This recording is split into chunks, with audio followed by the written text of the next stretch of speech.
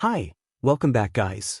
This is your friend, the fanfiction guy, back with another fanfiction.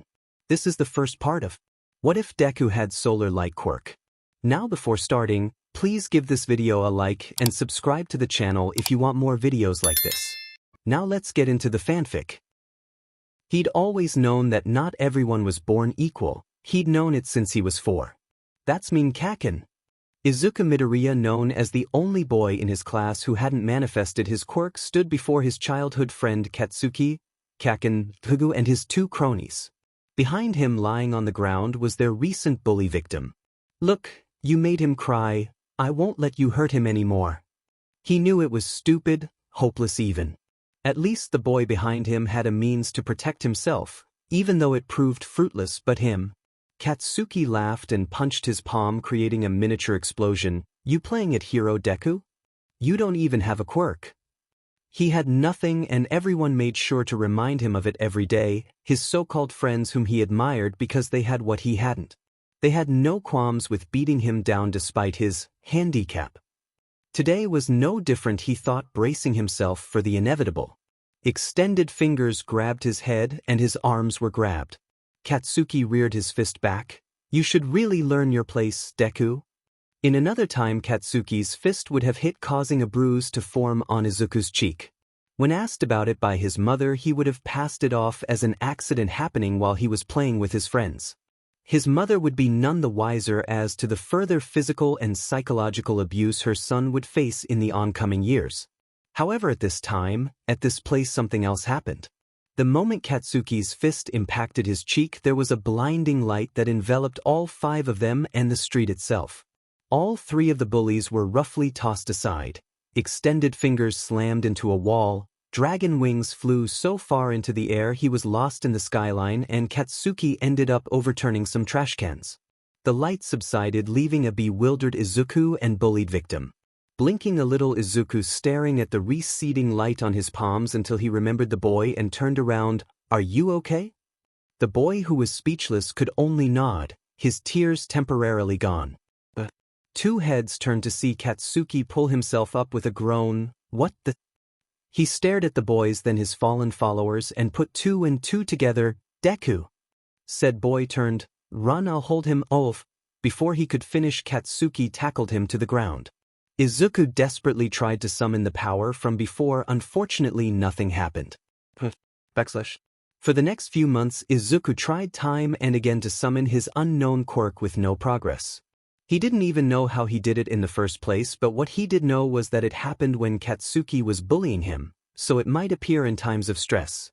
His cronies had already spread the word about the power of Izuku's mysterious quirk, but so far no one has seen it.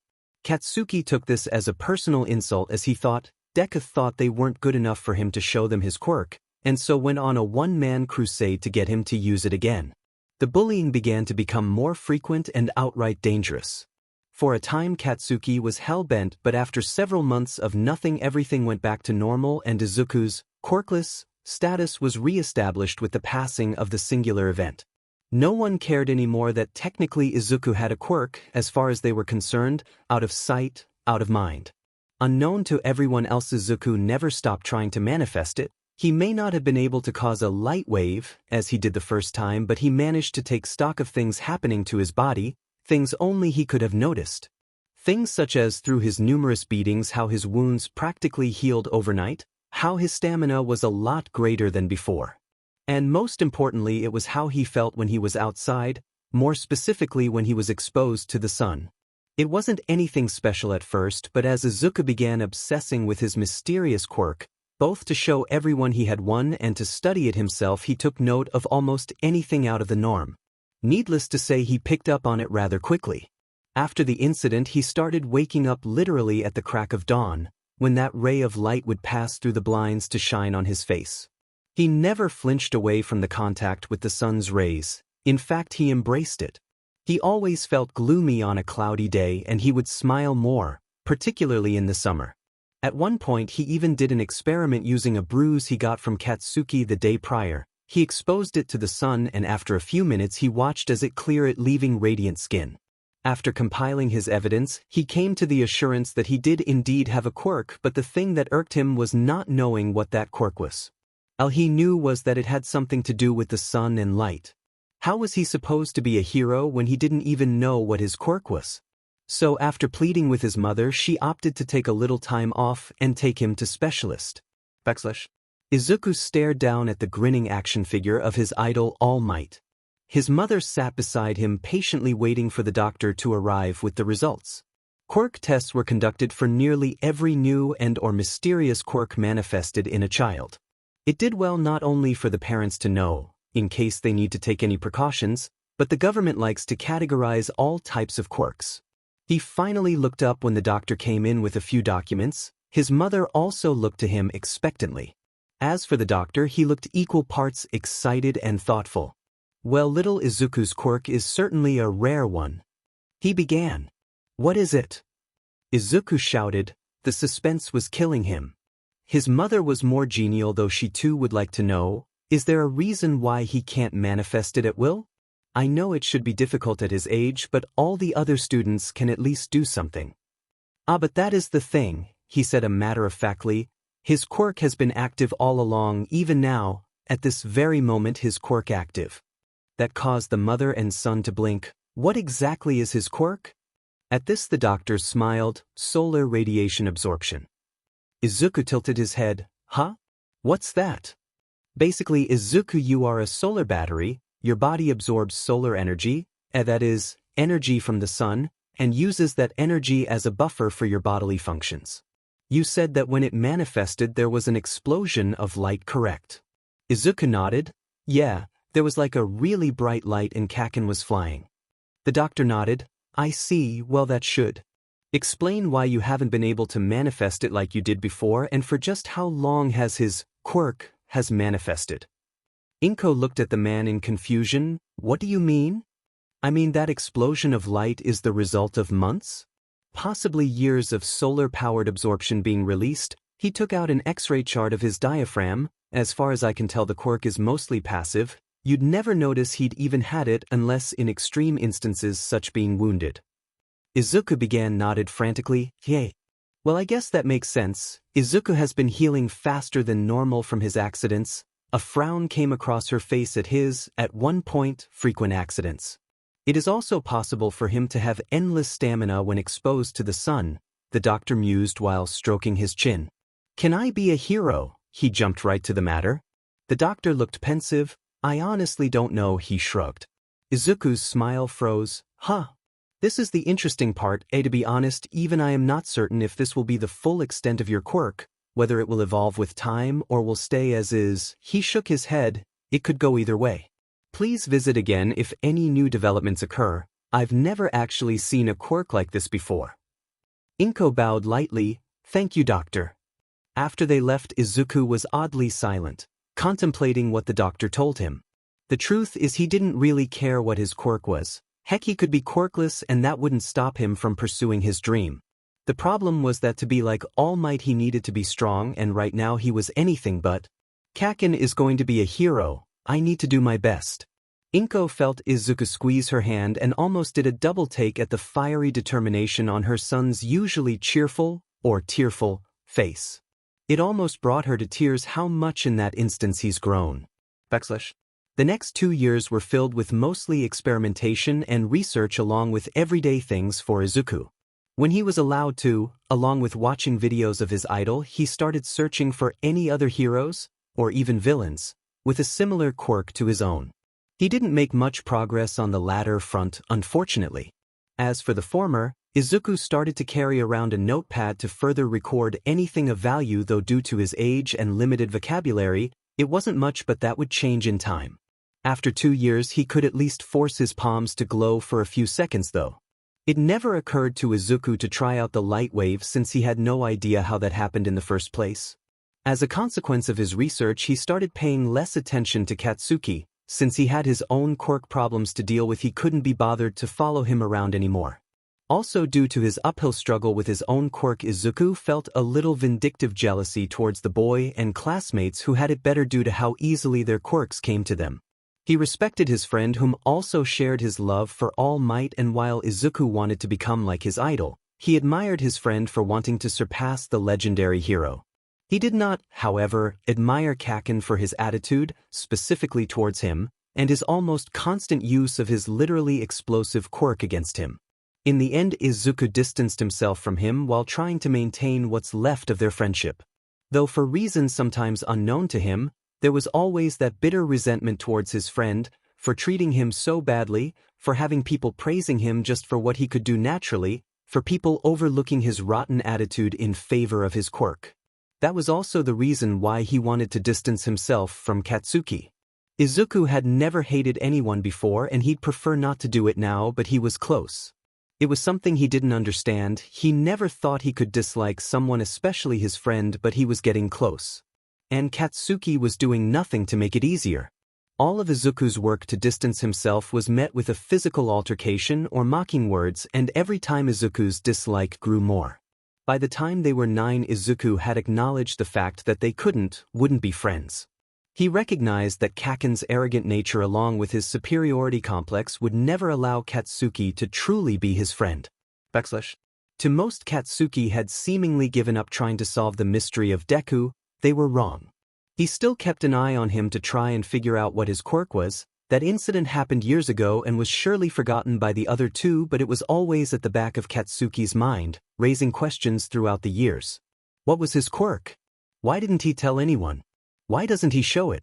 What is he hiding? Does he think he's better than me? Whenever someone gets a quirk, it's usually all they could talk about. So far he knew everyone's quirk, except for Deku, who goes by the title of Quirkless. Katsuki knew the truth though. He wasn't dumb enough to think that Deku's sudden change of demeanor back then didn't have something to do with it.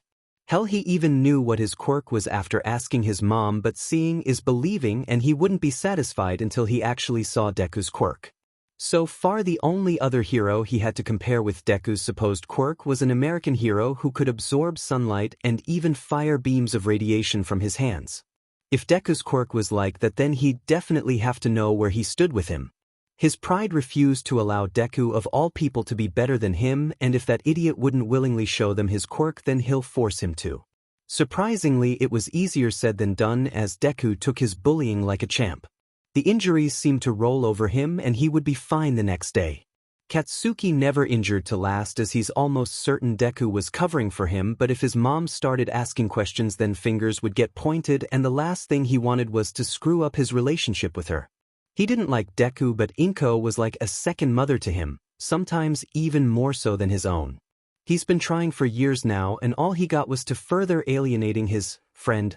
Not that he missed his friendship, but eventually he started seeing less and less of the boy he grew up with.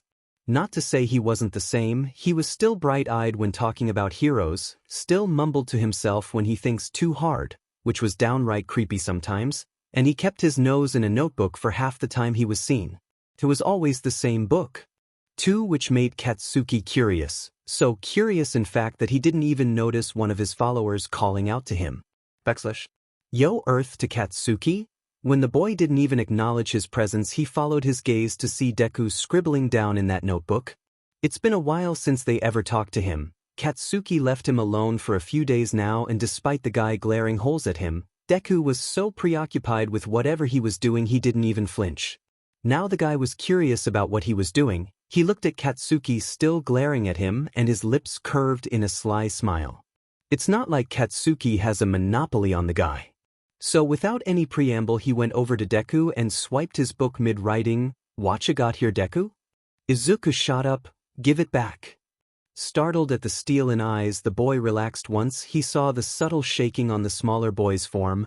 "Oh yeah, and what are you gonna do, Deku?" At the last word, one of his fingers extended like a spring and poked him in the forehead so hard his head jerked back.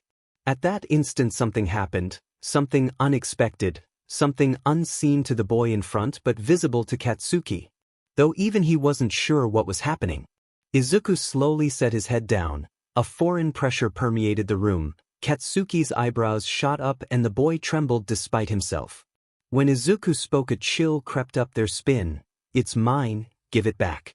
The boy froze wide-eyed. Izuku had his back to Katsuki, so the latter couldn't see exactly what the boy saw when he looked him in the eye, but it was enough for the boy to freeze. At this point, any chatter going on was stopped as everyone's attention turned to the seemingly overwhelming alien presence. Before anyone could do something though, the teacher walked in, creating a distraction. During that split-second distraction, Izuku grabbed his book and sat down, deftly ignoring everyone's stares and whispers. What just happened? Scary. Did you see his eyes? I think Ryuji almost wet himself. Think that was a quirk? Couldn't be, he's Deku. He doesn't have a quirk. Then what was that? That last question was what Katsuki was wondering too. He never got a chance to confront him about it since he bolted from the room the moment the bell rang, not even listening to the teacher who was giving his last remarks for the day. Izuku hurried past his mother, muttering some greetings as he went and locked himself in his room. What was that? At that moment Izuku didn't feel completely in control of himself. It was like he was a spectator to his own action. He could see himself, how cold and malicious he was towards the other boy, and more importantly how hollow he felt. Is this part of my quirk? No, that doesn't make any sense. How would whatever that was have anything to do with absorbing solar energy? As he asked this, there was a knock on the door, causing him to jolt but calm down when his mother's concerned voice called out, "Izuku, are you all right?" "Yes, Mom." The doorknob jiggled. "Did something happen at school?" "And no, I just wanted to practice with my quirk."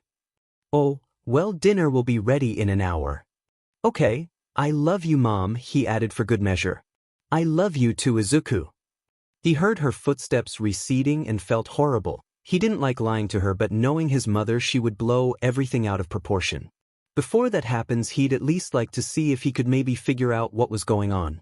Izuku didn't like to brag, but he was smarter than most people his age, especially when it comes to analyzing things. He figured whatever happened to him in class had to do with his quirk. The problem was that he had no idea how that happened, which frustrated him. It was just like that incident 5 years ago with the light bomb. It was spontaneous and happened when he was feeling, well, if Izuku was being honest, he felt very angry. Izuku spent the rest of the evening trying to figure out what happened, but again his endeavors weren't rewarded. He kept thinking back to that moment when the boy called him useless Deku and poked him with his quirk. It was as if something snapped in him. That had to be it, and as much as he wanted to find a way to try and control, he was naturally reluctant to do it. In the end, he chose to forget about it for now. The final days of elementary following that incident saw the weather reported overcast skies and Katsuki's attention on Izuku again. It wasn't anything particularly new to anyone else, but for Katsuki and Izuku they could tell something was different. Izuku was becoming clearly aggravated with his bullying, something that was new to them, and while Izuku was trying to prevent things from escalating, Katsuki took it as a sign of him finally breaking Izuku. Not that it was easy, and for the next few months, he pressed on with Izuku, showing more and more signs of uncharacteristic resentment.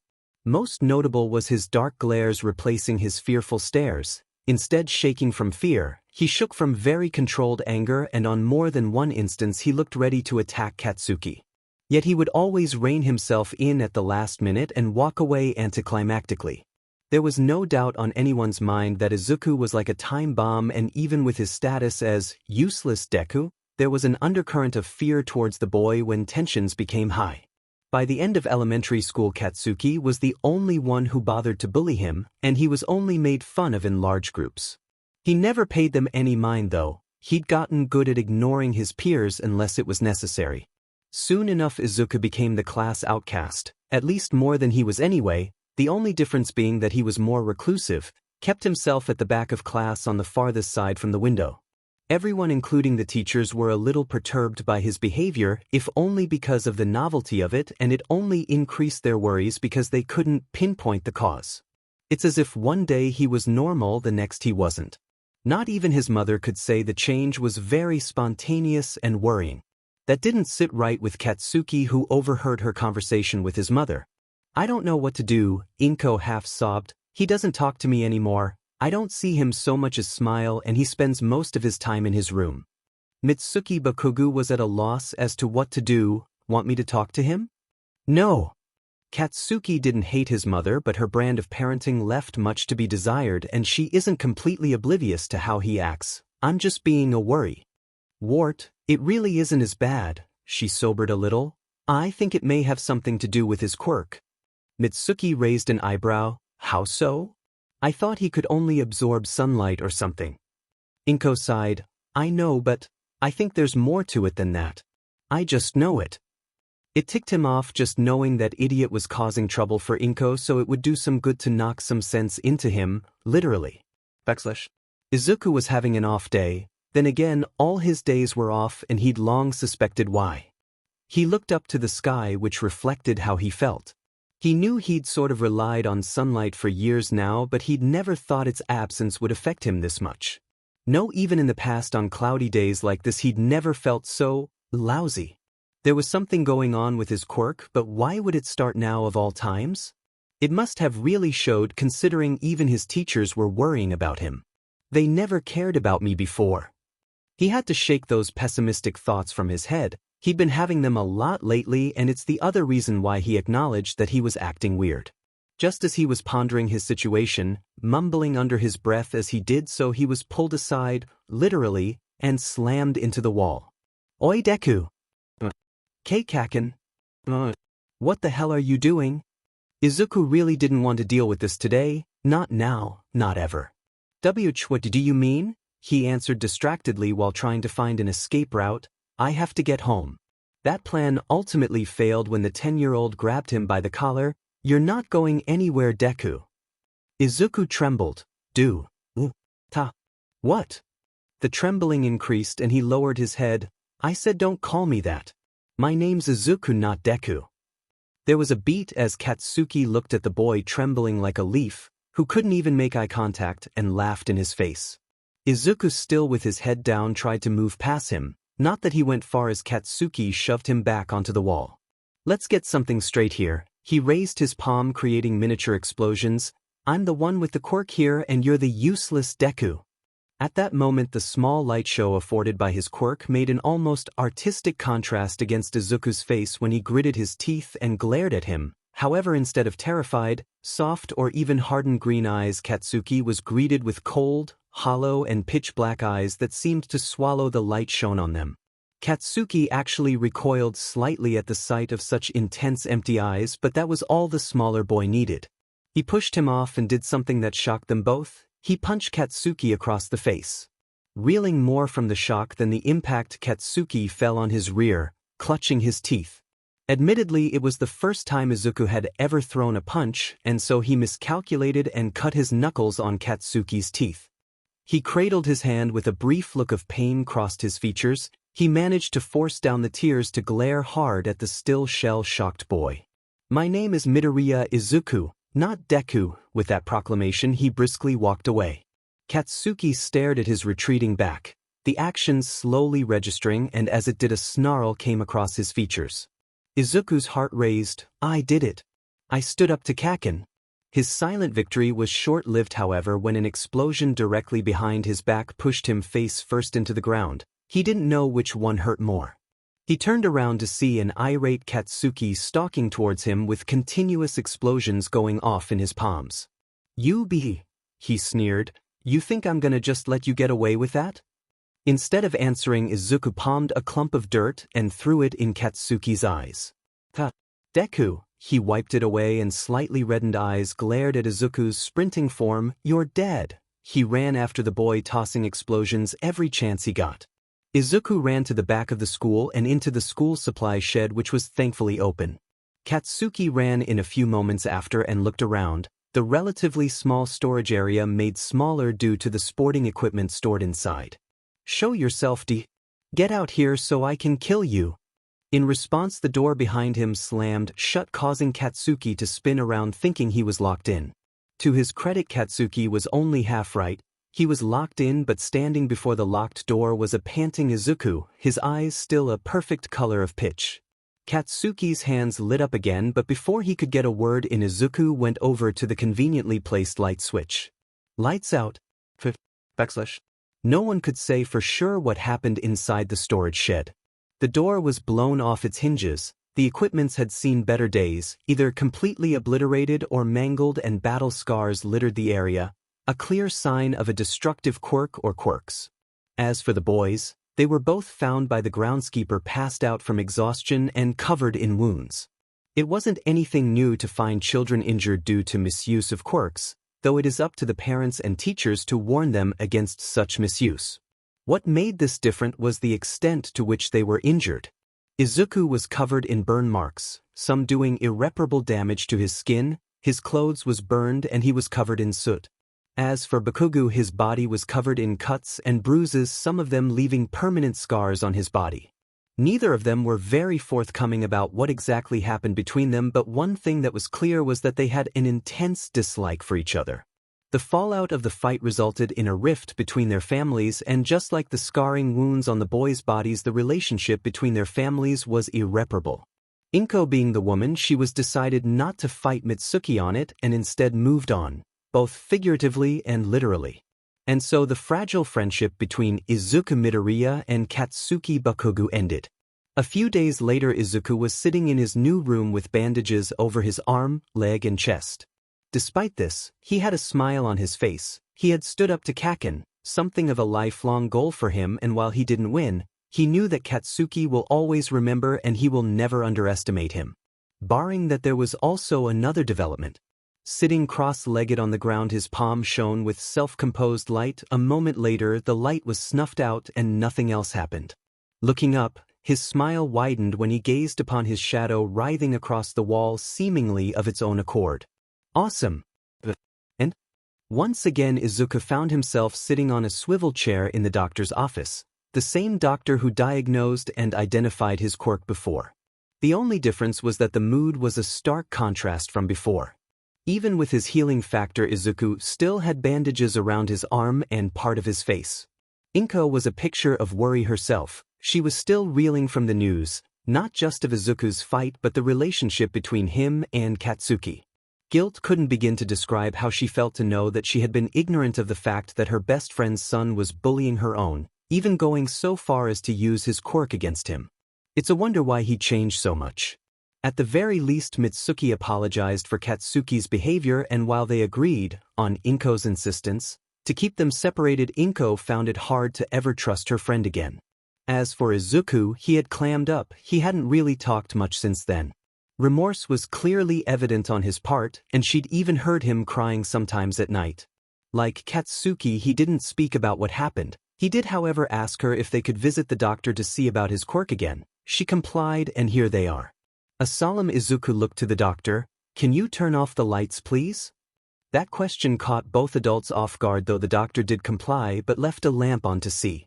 In the small room surrounded by darkness with only the lamp as the only source of light, Izuku held out his palm.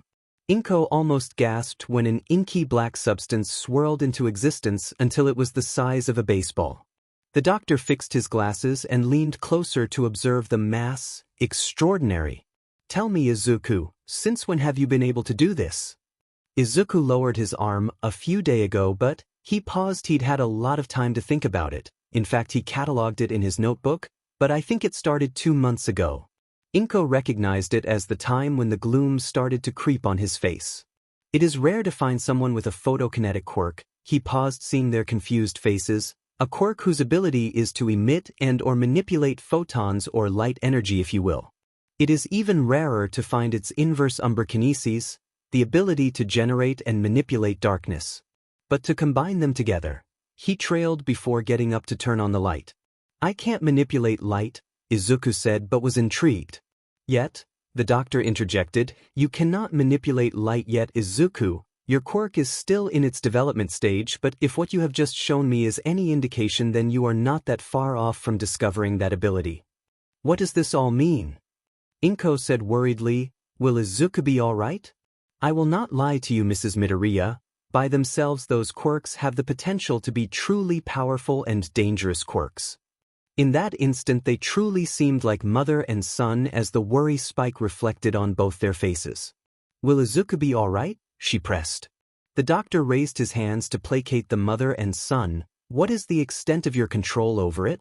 Can you materialize it in sunlight?" He shook his head. "A little, but it's better in the dark." He nodded. At the rate of growth, he wouldn't be as powerful as someone with only one of the powers, so the backlash wouldn't be as great. That was a small relief for the mother, though. It still doesn't answer my question. Your son should be all right. I believe his current disposition is because of the emergence of his secondary quirk. In some cases, a person's quirk affects their demeanor.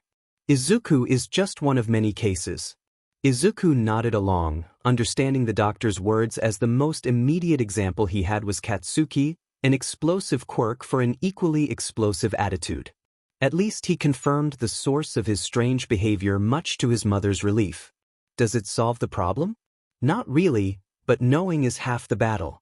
The reason for Izuku's sudden change is due to his accessing of the darker aspects of his quirk.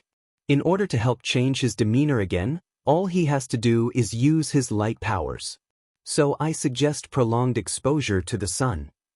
He makes it sound so easy, Izuku thought, but nonetheless nodded.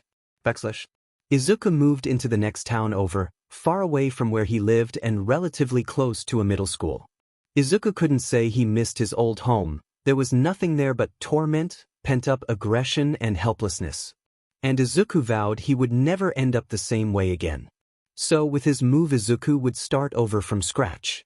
From this point on, he wouldn't be the useless Deku, but rather Midoriya Izuku. He will have the normal school life he deserved and real friends, no bullying, no name-calling. He would leave all of that behind. He added that to his ever-growing bucket list, right next to training his quirk. Speaking of which, Izuku was going to be on top of that throughout the rest of his middle school year. He has his eyes set on Yui Academy. No doubt Kaken would be aiming for the same. After all, if there was one thing they had in common, it was their love for All Might. He'd always said that, but Izuku hadn't really looked up the school requirements, too preoccupied with his previously unknown quirk and Kaken. Now that he had some semblance of control and access to the internet, Izuku could thoroughly research.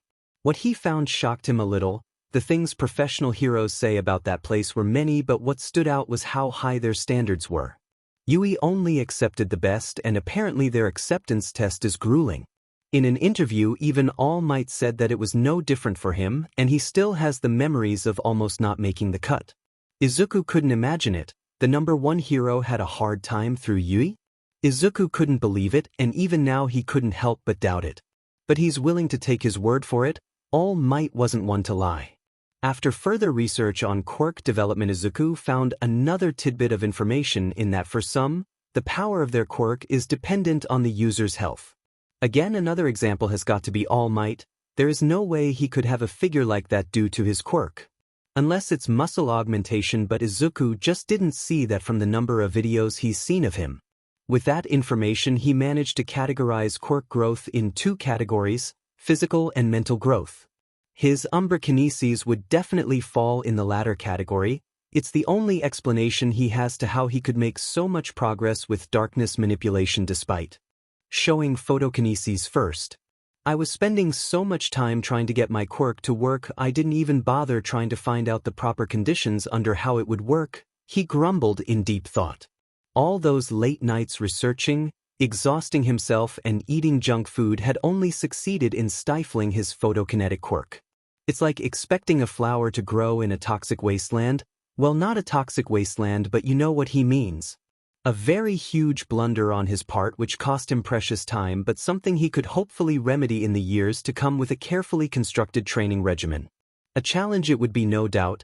Izuku is woefully aware of how unfit he currently is. He couldn't even run a short distance, let alone pull through a full workout, but he will persevere because nothing comes without a cost.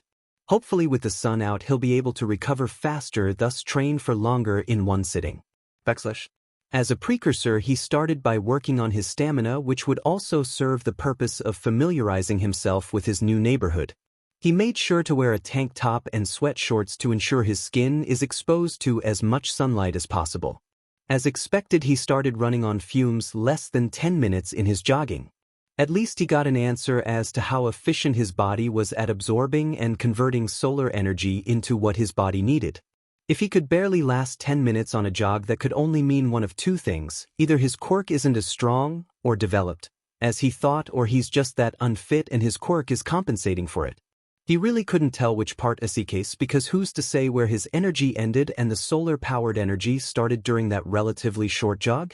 Not one to give up, Izuku continued his regime to the best of his ability. Every day he would start the day with a well-balanced breakfast consisting of the 5 major food groups before running until his legs collapse, sunbathe, do push-ups until his arms gave out, attempt to get a tan, do sits-ups until his sides cramped up beyond all reason, soak up some rays, do squats until his legs burn, and finish off with a light jog back to his home where he would promptly collapse in his bed until his mother woke him up for an equally balanced dinner. Afterwards, he would try not to drown himself in the shower, sleep with the blinds open, wake up at the crack of dawn, rinse and repeat. The training was tortuous, unusually cruel by his standards, and didn't show any immediate results where his photon quirk was concerned, but what he did succeed in getting, aside from cramps and soul-crushing regret, was the recognition from some of his neighbors. Apparently there was something earnest and inspiring about a young man actually training to become a hero instead of flaunting his power. Izuku was especially popular with the older generation for this, though it could also be because of his naturally cheerful attitude and willingness to help them with anything they had trouble with. A couple of odd jobs here and their manual labor was also part of his training, plus doing a few favors in return for some treats is a win-win situation for him. Eventually it was time for the start of middle school, which made Izuku put his training on pause temporarily. It wouldn't do any good to be a half-dead wreck in the middle of class. No need to make a bad first impression. They say that one person could have only so much luck at a given time, and then there's Murphy's Law, which Izuku didn't even think about. All he knew was that when he walked through the gates of his new school, he found himself feeling a sense of freedom. This was supposed to be a fresh start. It's the reason why he was all smiles when he found his homeroom. Isn't that Deku? Then the smile was wiped from his face, and ever so slowly he turned to see who had uttered that name. His stomach dropped when he saw them. He didn't know their names and their faces were vaguely familiar, but the fact that they know that name was cause enough for Izuku to lose any hope he had. He found the farthest corner away from them and waited for class to begin. Izuku's fight with Katsuki made headways, and with almost every school the rumors started spreading, and as it is with school-spread rumors, as it gets passed around the truth becomes more and more obscured to the point where nothing is as it seems. Judging by how they were looking at Izuku, whatever they heard wasn't good for him at all.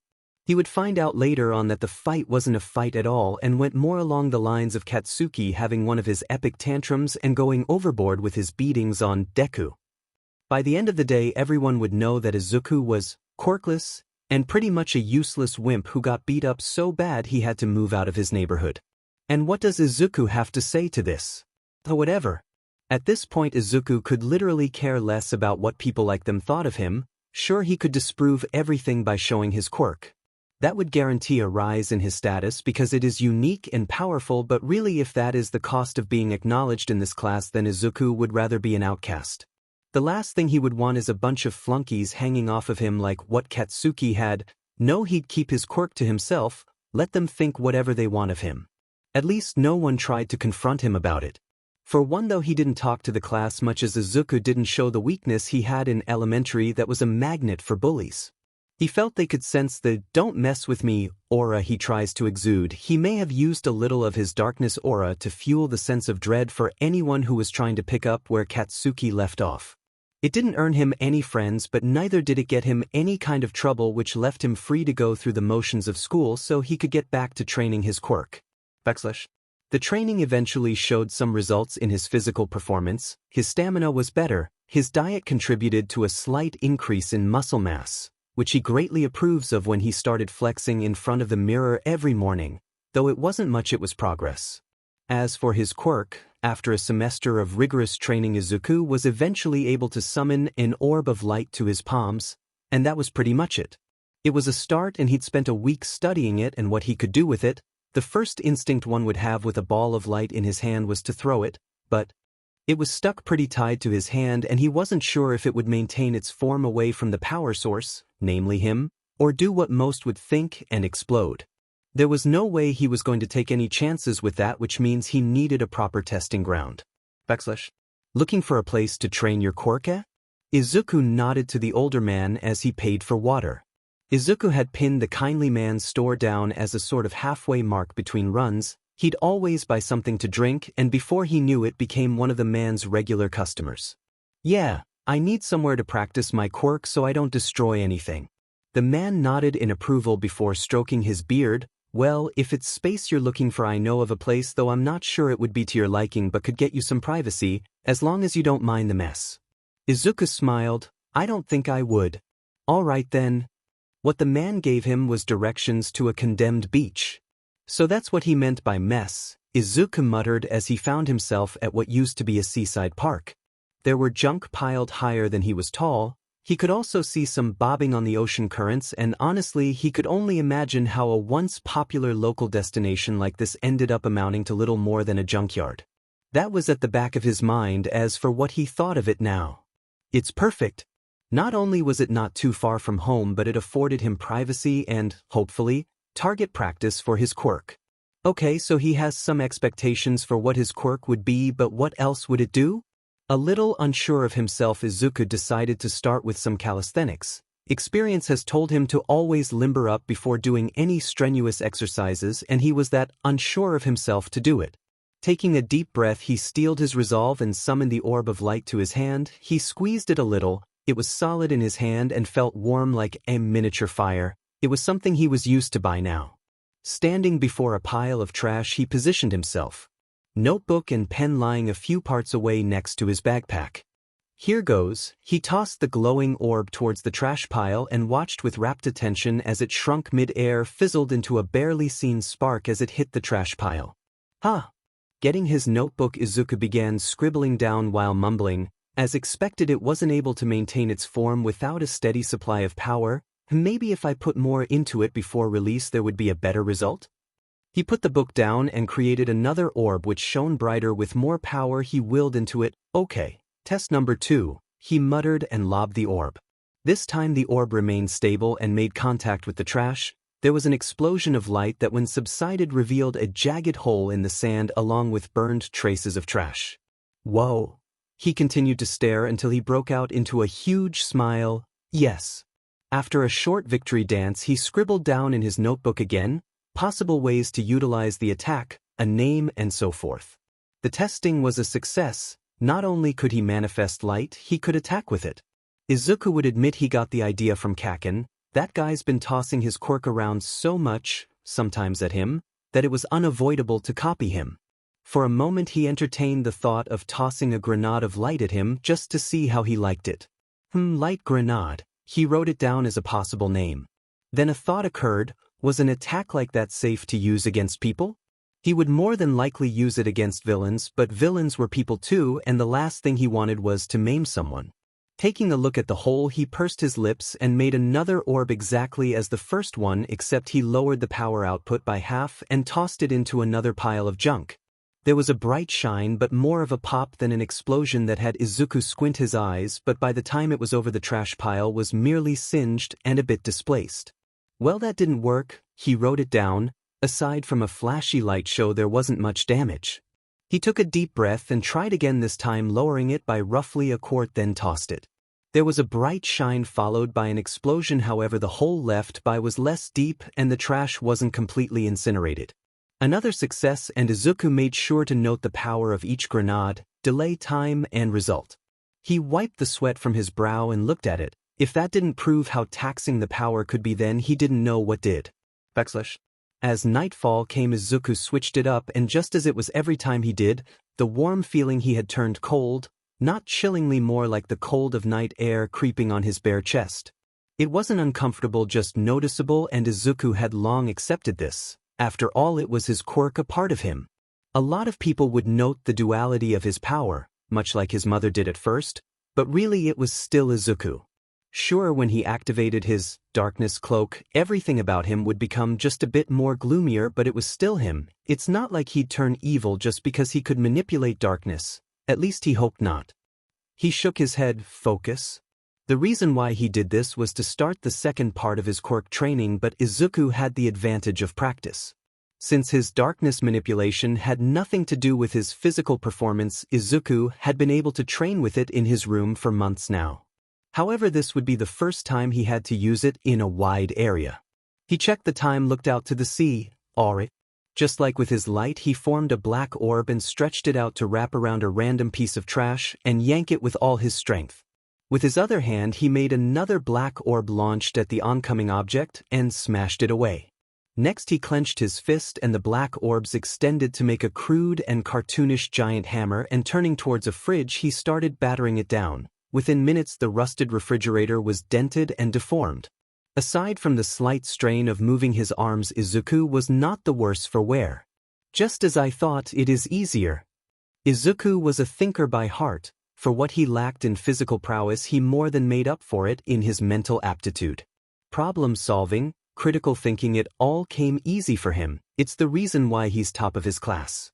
For a Quirk whose strength owes a big part to his mental fortitude, it was only natural that he was better at it than with its light counterpart. Could have manifested it in the day if he wanted to, he'd been able to for weeks now, but it wasn't as strong as it was at night. Not to mention he needed to make a comparison between them, and just as he'd used the light side to the best of his abilities, he needed to use the dark to that effect as well. This continued for the rest of the first semester and all the way through the second semester, and before he knew it the first year was over. School went by in a relative blur for Izuku. He continued with his training, practiced with his quirks, and studied, mostly because it was the only way he knew how to increase his mental prowess. In a way it's a good and bad thing. On one hand he was able to maintain his spot in the top 10 of his class, on the other hand he wasn't winning any favors with his more vindictive, academically inept classmates, not that he really cared. The days of curving his studies to suit the egos of others was over. At the end of the year Izuku scored within the top 20 in his year. A sizable amount of the junk at the seaside park was incinerated and any junk within 15 meters of the shoreline was pulled from the sea. All in all, Izuku had a very productive first year of middle school. People become heroes for a lot of reasons in this day and age. Some do it because of purely altruistic reasons, others for the accolades or to accomplish a sense of achievement, and even though he absolutely hated it, Izuku acknowledged that there are those who do it for the money and fame. Constantly searching for heroes on the internet, he's seen his fair share of scandals involving heroes. He accepted that not all heroes were as infallible as All Might. Izuku of course fell into the former category. He never saw being a hero as a job, or wanted any great achievement other than saving lives and putting the villains behind bars. Of course it all stemmed from watching All Might all these years. The man was more than just Izuku's idol. He was Izuku's example of how a hero should be, and while Izuku wouldn't think he could ever be as buff as All Might or smile as bright, he would do all he could to follow in the man's footsteps.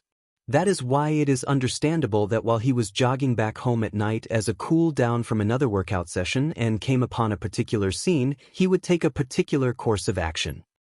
Beach! There was the sound of something hitting flesh and a body flew from the corner and crashed into the wall and slumped to the ground. Izuku's eyes widened when he saw a girl only a few years older than him, wearing a school uniform, slam into the wall before him. Before he could get a good look at her, someone else stomped into view. He was a teenage Yakuza type with a nasty quirk to match. Sharp needle-like quills jutted all over his body. They went through his tank top and jeans, leaving them full of pin-sized holes on his body. The man didn't seem to notice Izuku, who was still frozen in shock as he addressed the girl. "You think you could get the drop on me, huh?" He fired off some quills from his wrist at the girl, causing her to yelp. That was the last straw for Izuku. "I'm gonna kill yo, huh?" Before he could finish his sentence, a glowing yellow orb dropped at his feet. What in the hell dash? The concussive blast sent the man flying a few feet away, where he landed painfully on his back. Izuku took that chance to run into the fray. A shadow tendril wrapped around the recovering thug's leg and Izuku tossed him to the side of a wall. When the thug didn't get up, Izuku went to check on the girl, who could only stare at him with an expression foreign to him. "Hey, are you okay?" Her eyes trailed down and Izuku followed before cringing and mentally chiding himself for the dumb question. 2 long quills were embedded in her body, one in her shoulder and another in her forearm, which she slowly pulled out with a grunt. Izuku felt sick seeing the blood flowing from the wounds and fumbled for his phone. He needed to call the police, but first he'll call an ambulance to get her taken care of. Before he could even get the 3rd number dialed, a scream tore through his mouth and caused him to drop the phone. Izuku staggered at the white-hot pain that erupted in his back. He cried again when another kind of pain laced at his shoulder and finally another at his leg, which caused him to finally drop to his knees. Shakily he looked behind him to see the red-faced teenager's outstretched hand. He had a bruise on his face. "You piece of shit." It almost made Izuku lock up in terror, but a glance at the girl caused him to keep it at bay and stagger to his feet. That's when a kick to his side knocked the air out of him. He ended up landing on his back but rolled over to his side and clutched his stomach in a fetal position. He yelped when the teen stomped painfully on his side.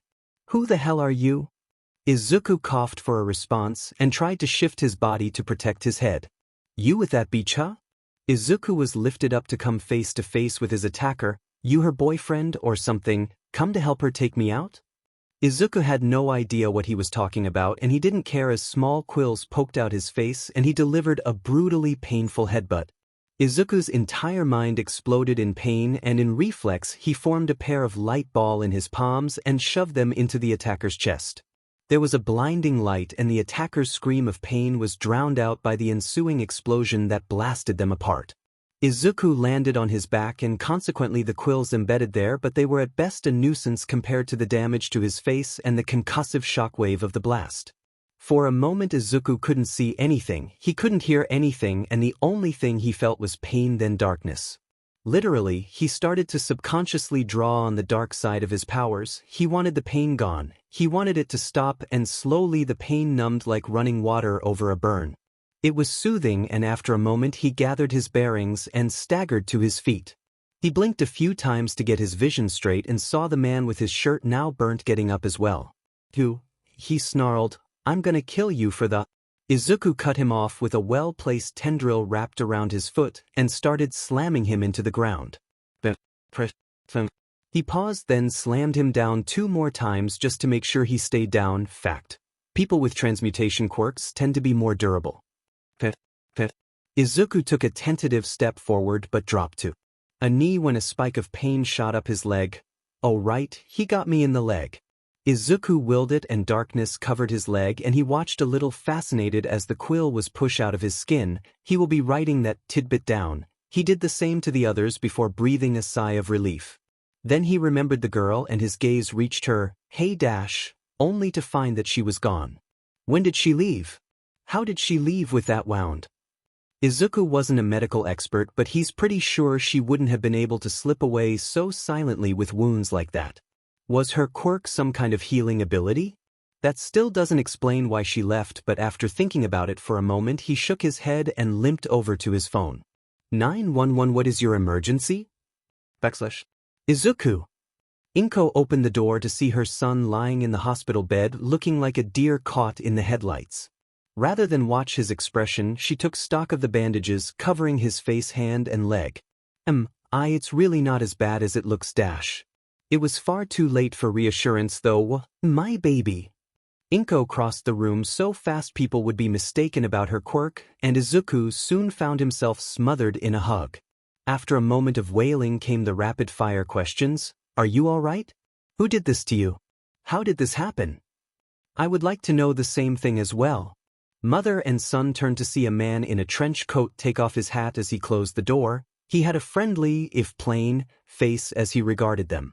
Who might you be? Inko asked, and Izuku felt her clutch him just a little tighter. My name is Officer Tsukachi.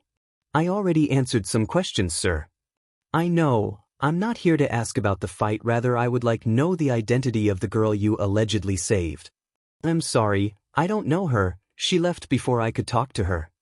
The man took out a notepad. You said she was injured? Oh yeah, he got her in the leg with one of his quills. About this girl, you said that she wore a school uniform, right? Yeah? Izuku nodded. At his grave expression Inko asked, what is it? Over the past month there has been a reported increase in the number of assaults in that region. The victims were all teenage boys, and the one thing they all had in common was that the perpetrator was a young girl in a school uniform. Sound familiar? Izuku sputtered in shocked confusion. I saw her get attacked. According to Yamaha, the boy you fought, he said she was the one to attack him first with a box cutter and that he was acting in self-defense. He had defensive wounds on his hands, which supports his story. Now I'm not saying that Yamaha is an innocent, however based on the evidence presented he was the victim in this instance. Inko turned a worried glance to her son, Izuku. He didn't hear her and looked away, reeling from the news. "I let a villain get away," he mumbled, but it was clearly heard by the other occupants of the room. "It was an honest mistake, really. You saw a defenseless girl being attacked and you assumed what any other person would." Izuku didn't respond. "What were you doing out there anyway?" "I was training." "You want to be a hero, don't you?" At Izuku's nod he chuckled a little. "I'm not surprised, a lot of kids these days want to be heroes." He frowned a little. "It's not my place to judge, but you should be careful about what your expectations are. Being a hero isn't as glamorous as some make it to be. There is a fine line between bravery and recklessness. Not to say that taking a decisive action is necessarily bad, but it's always best to think things through before you act." Izuku was still silent, but now he was looking at the officer. "Is there anything else, sir?" No, I just wanted to warn you to be careful. We don't know how this person operates, so it's best to go home earlier from now on." Needless to say, the entire ordeal had Izuku question himself. His keen yet still young analytical mind that would be used to observe others was now turned inwards as he introspected. He had always prided himself on being a person who thinks things through, except he didn't, not this time around, and admittedly this wasn't the first time something like this happened. Well, it was his first life and death situation, but it felt eerily familiar. He'd spent a good portion of the following day thinking about it, and he found the connection. He could distantly remember the first time his quirk manifested. He was actually shocked it took him so long to make the connection, as that day was ingrained in his mind in perfect clarity. Just like that time, he rushed into a confrontation without thinking it through and got himself beaten up for it. Instead of, say, calling an adult over to break up the fight, he went to fight himself despite knowing he didn't have a chance. Did he regret his decision? No, he did not, and it wasn't because the action resulted in his quirk manifesting. The regret was that he didn't even consider an alternative and not just tattling so someone else could deal with it. He literally had no plan aside from getting in front of Kaken and hoping things work out. It was the same this time around. Izuku's body reacted before his brain could think of anything, and by the time it caught up he had already thrown a light grenade. Why did that happen? The first time around he manifested his quirk, but he still ended up taking a beating from Kaken, not to mention ending up on the boy's personal shit list for the years to come. This time he prevented someone from getting killed, but in the act he got a beating again, beat up the apparent victim, even though he deserved it, let the bad guy or girl free to assault more people, and ended up on some guy's personal shit list again. He didn't regret his decision, but the fact that he didn't even bother to consider making an actual plan bothered him the most. Who knows what that girl would have done if she wasn't injured? He shivered thinking about it. Izuku had to put off training for a week in order to allow his wounds to heal, which took roughly 2 days with his accelerated healing factor, but decided to take a few extra days to ease his mother's worry. Izuku wasn't upset by that. He too was worried, and there weren't any late-night assaults, which could be both good and bad at the same time. Eventually, though, Izuku got a little stir-crazy with so much free time after developing his schedule to include training. He managed to get his mother to acquiesce for the weekends at the very least, since the girl apparently operated on school nights. It was a start. So it was with that, Izuku made his way to the seaside park training ground. Compared to when he found it, there were few garbage bags around. Somewhere last year he decided to make his training something of a public service, especially since his stronger light attacks tend to leave nothing but easily cleanable scorch marks. Even now he could see the soot marks on the sand from the times a light grenade exploded, taking along a few years of waste.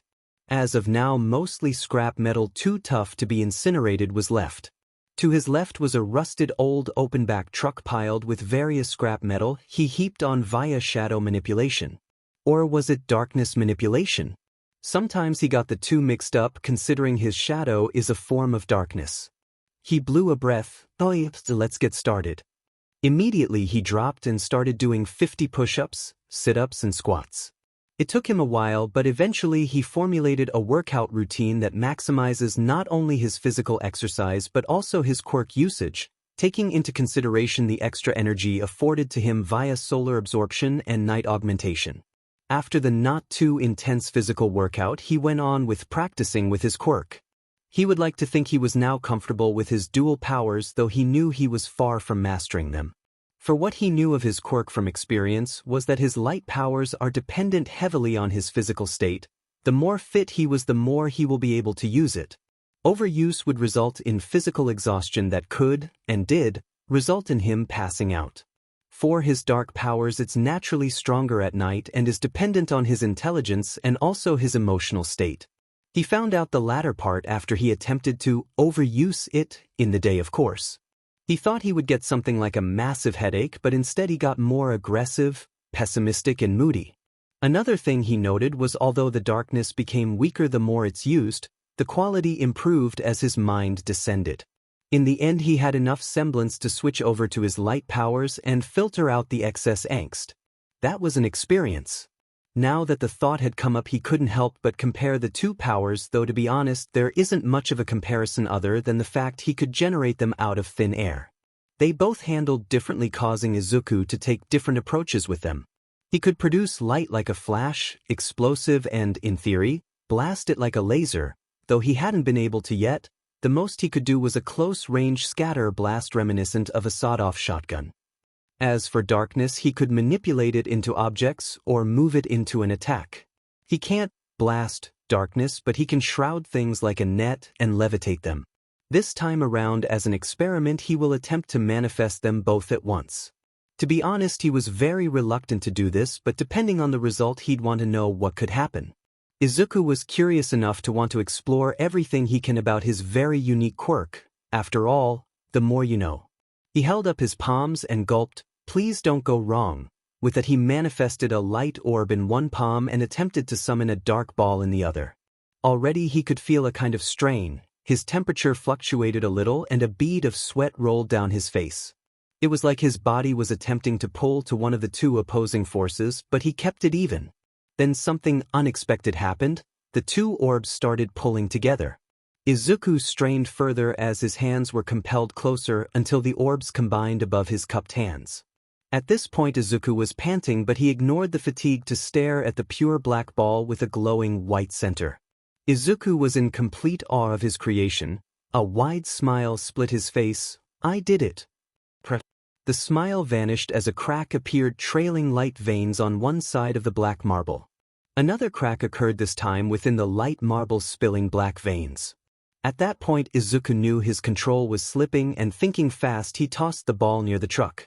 Amazingly, it rolled underneath it, and Izuku ran behind garbage cover to brace himself for the mother of all explosions.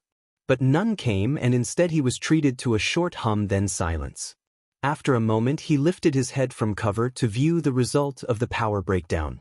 His jaw promptly dropped at the sight, or rather a lack thereof, as most of the truck was gone. The sand and part of the front of the truck had a curve.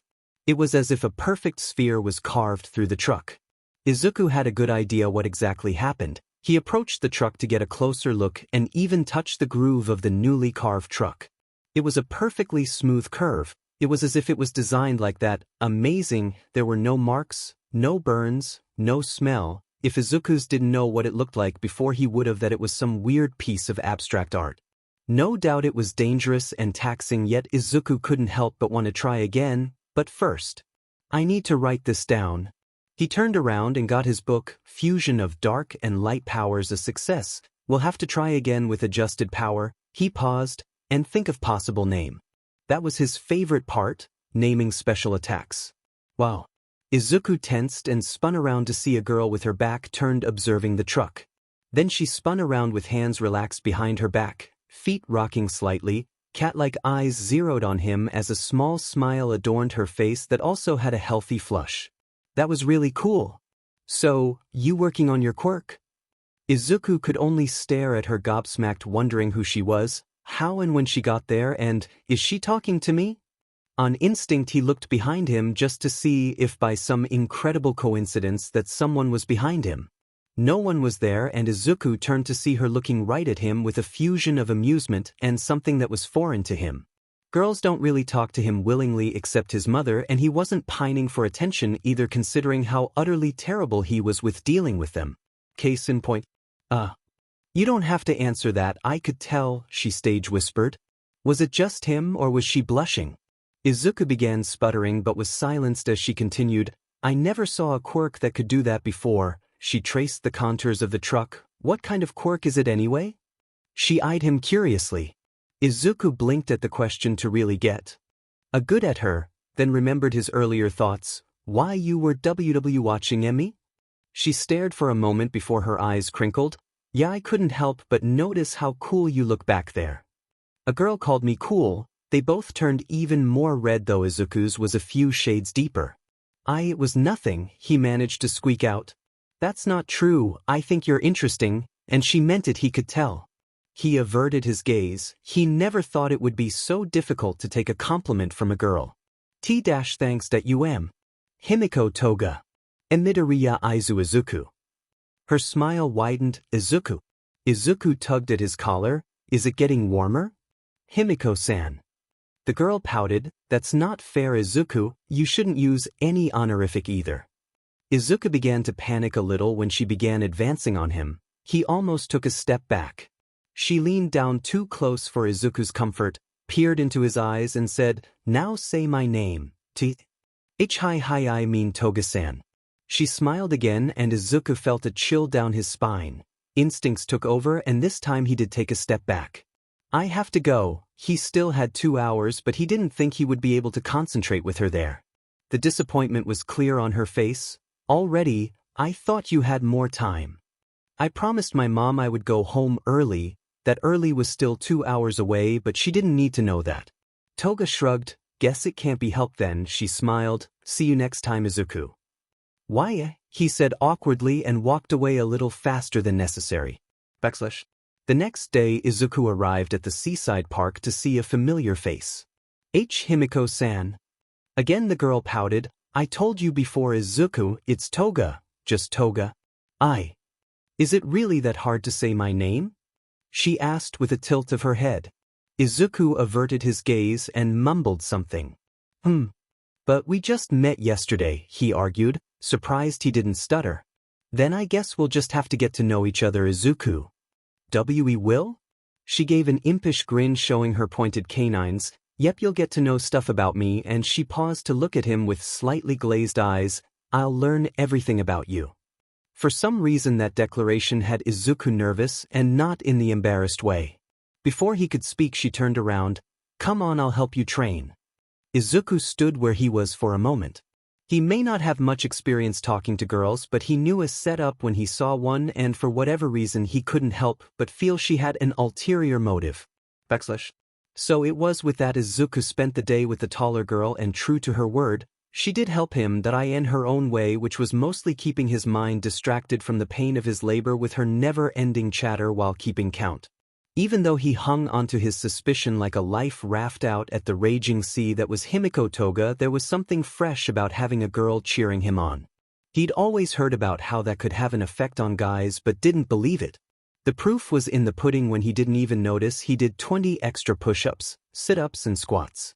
Yet he still had enough energy to do quirk training, speaking of which it was during the middle of said training that Himiko decided to ask. Have you ever been in a fight? Izuku paused. The shadow did as well. A few times. Why? He's been in a few fights but had a record going for the one-sided beatdowns. Well, I think if you're preparing to be a hero you should know how to fight. I know how to fight, he defended, remembering his time against Yamaha the porcupine. Toga's expression was unreadable before she said, Show me. She got up from where she sat and approached him. Show me how you fight. I can't. Why? Izuku sputtered for a moment trying to find the words. Why he could get hurt. Toga's response was to laugh, much to his confusion. Don't worry about me, Izuku, I can take care of myself. But Izuku, she interrupted, do you want to hurt me? No, he answered immediately. She tilted her head, expression unreadable. That's too bad, 'cause I definitely want to hurt you. At the end Himiko gave a deranged smile and produced a box cutter out of nowhere before charging at the stunned teen. Izuku stepped back and tripped over his feet as Himiko slashed.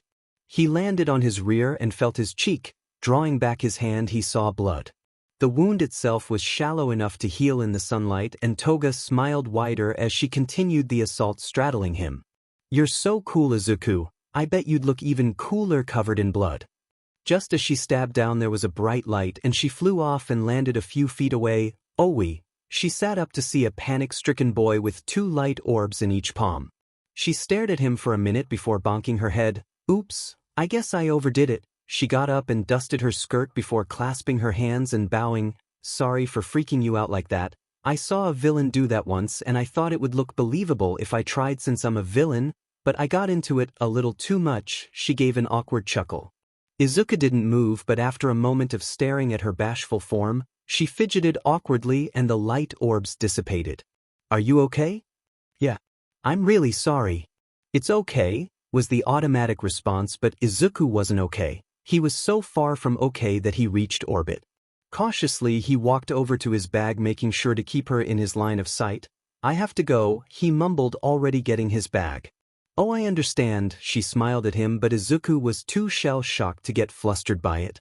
He walked away briskly. Bye. He turned to see her give a jaunty wave, which Izuku tentatively returned before walking out of view and running the rest of the way home. The moment he left, her eyes glazed over a little and her smile widened before bringing the box cutter to her face, and after admiring the red liquid smeared on it, she dragged her tongue over the blade and licked up the speckle of blood before shuddering in joy. Cupping her cheeks to fight down the growing blush, her glazed-over eyes looked to the moon as she whispered, "Catch you later, Izuku." Izuku bit back a groan as the final bell rang. He had been dreading this part of the day, which was odd because most children his age would jump at the chance to get out of school.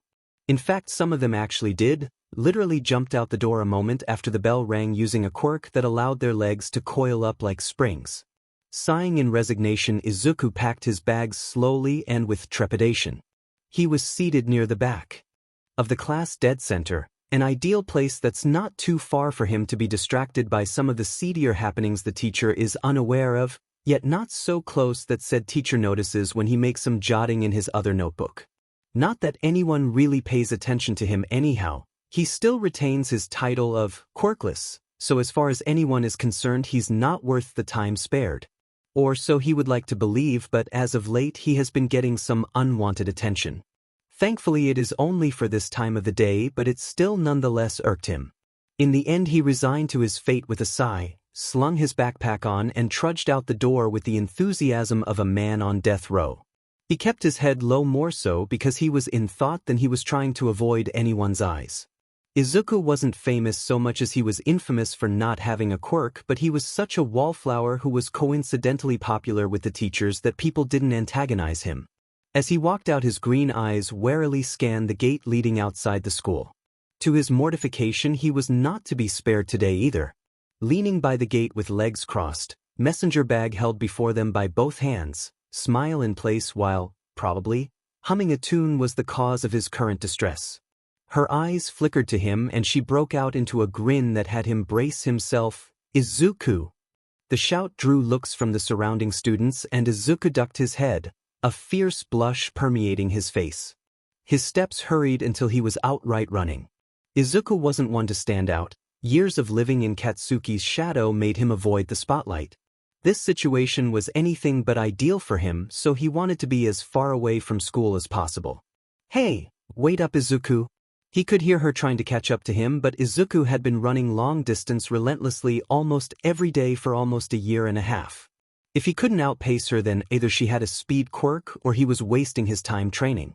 Izuku ended up running straight towards the seaside park without stopping. He was winded but nowhere near tired.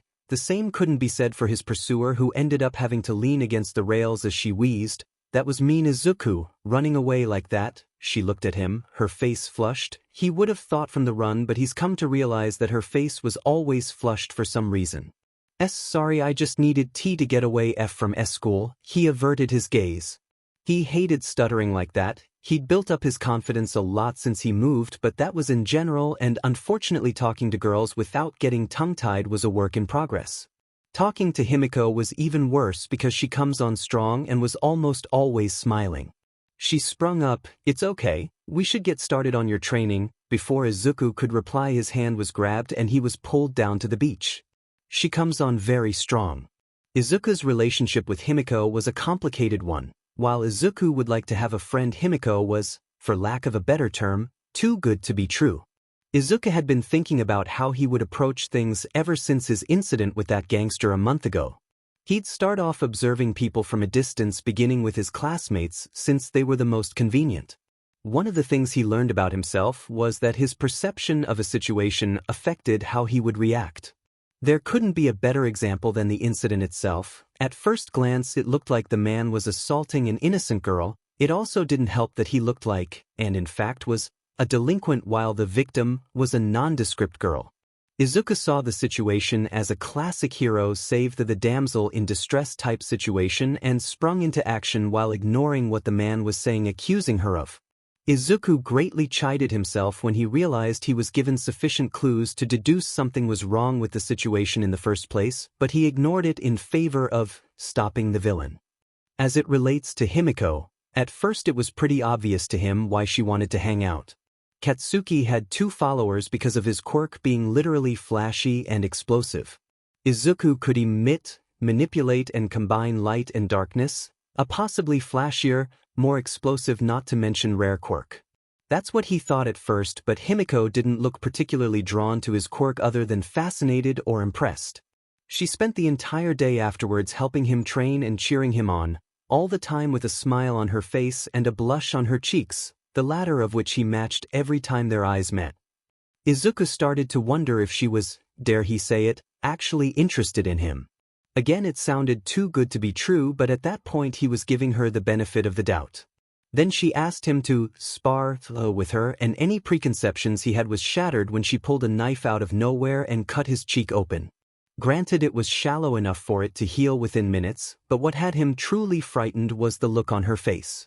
The way her eyes dimmed, how wide her smile was, and the absolute glee in her voice when she tried to stab him.